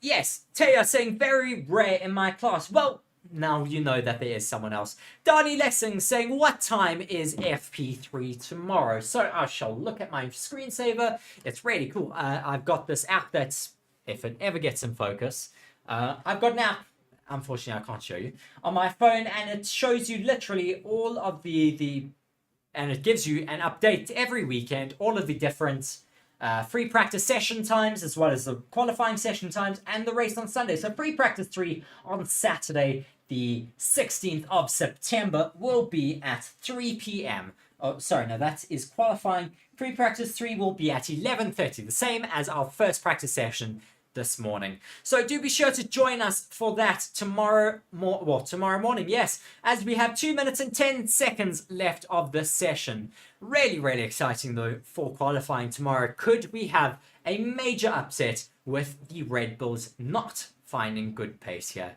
in Singapore?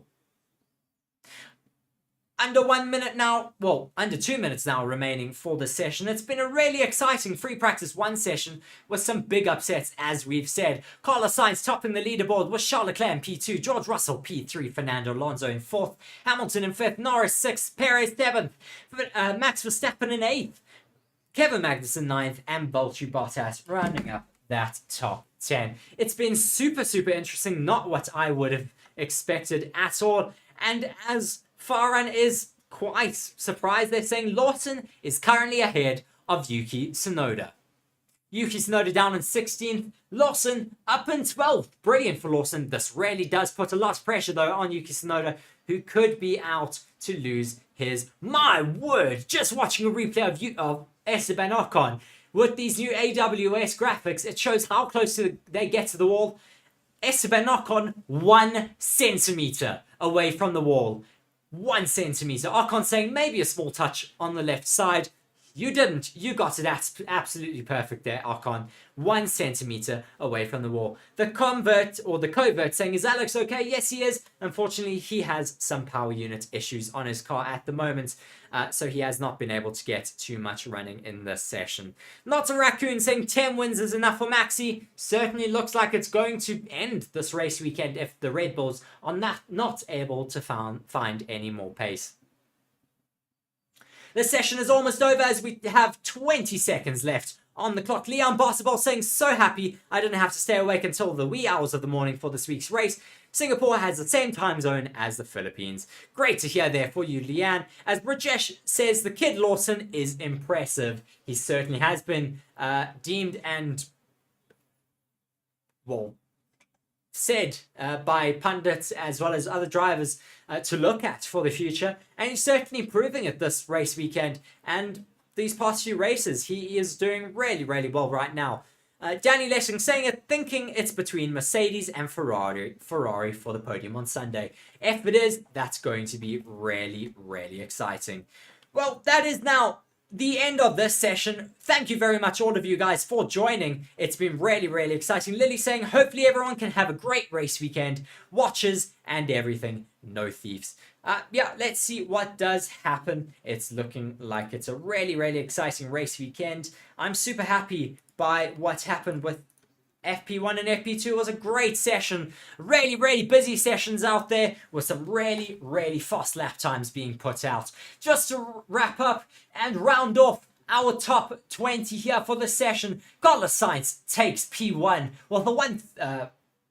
let me try to find that fastest time from him. It's currently showing his latest time, but I'm pretty sure that fastest time was a 1:32.1 from Carlos Sainz. Charles Leclerc finishing behind in P2, George Russell P3, Fernando Alonso in P4, Hamilton P5, Norris P6, Perez P7, Verstappen down in P8. Not the greatest free practice 2 session for the Red Bulls. Looking like they're off the pace. Could they have a different showing tomorrow in free practice 3 and qualifying, where it really all counts? Magnussen P9, Valtteri Bottas P10, Hülkenberg P11, Liam Lawson P12, Esteban Ocon then in P13, Lance Stroll P14 with Piastri 15th, Yuki Tsunoda 16th, Joe 17th, Gasly 18th, Sargent 19th, and Albon unfortunately not getting much running out there in that free practice 2 session because of a power unit failure.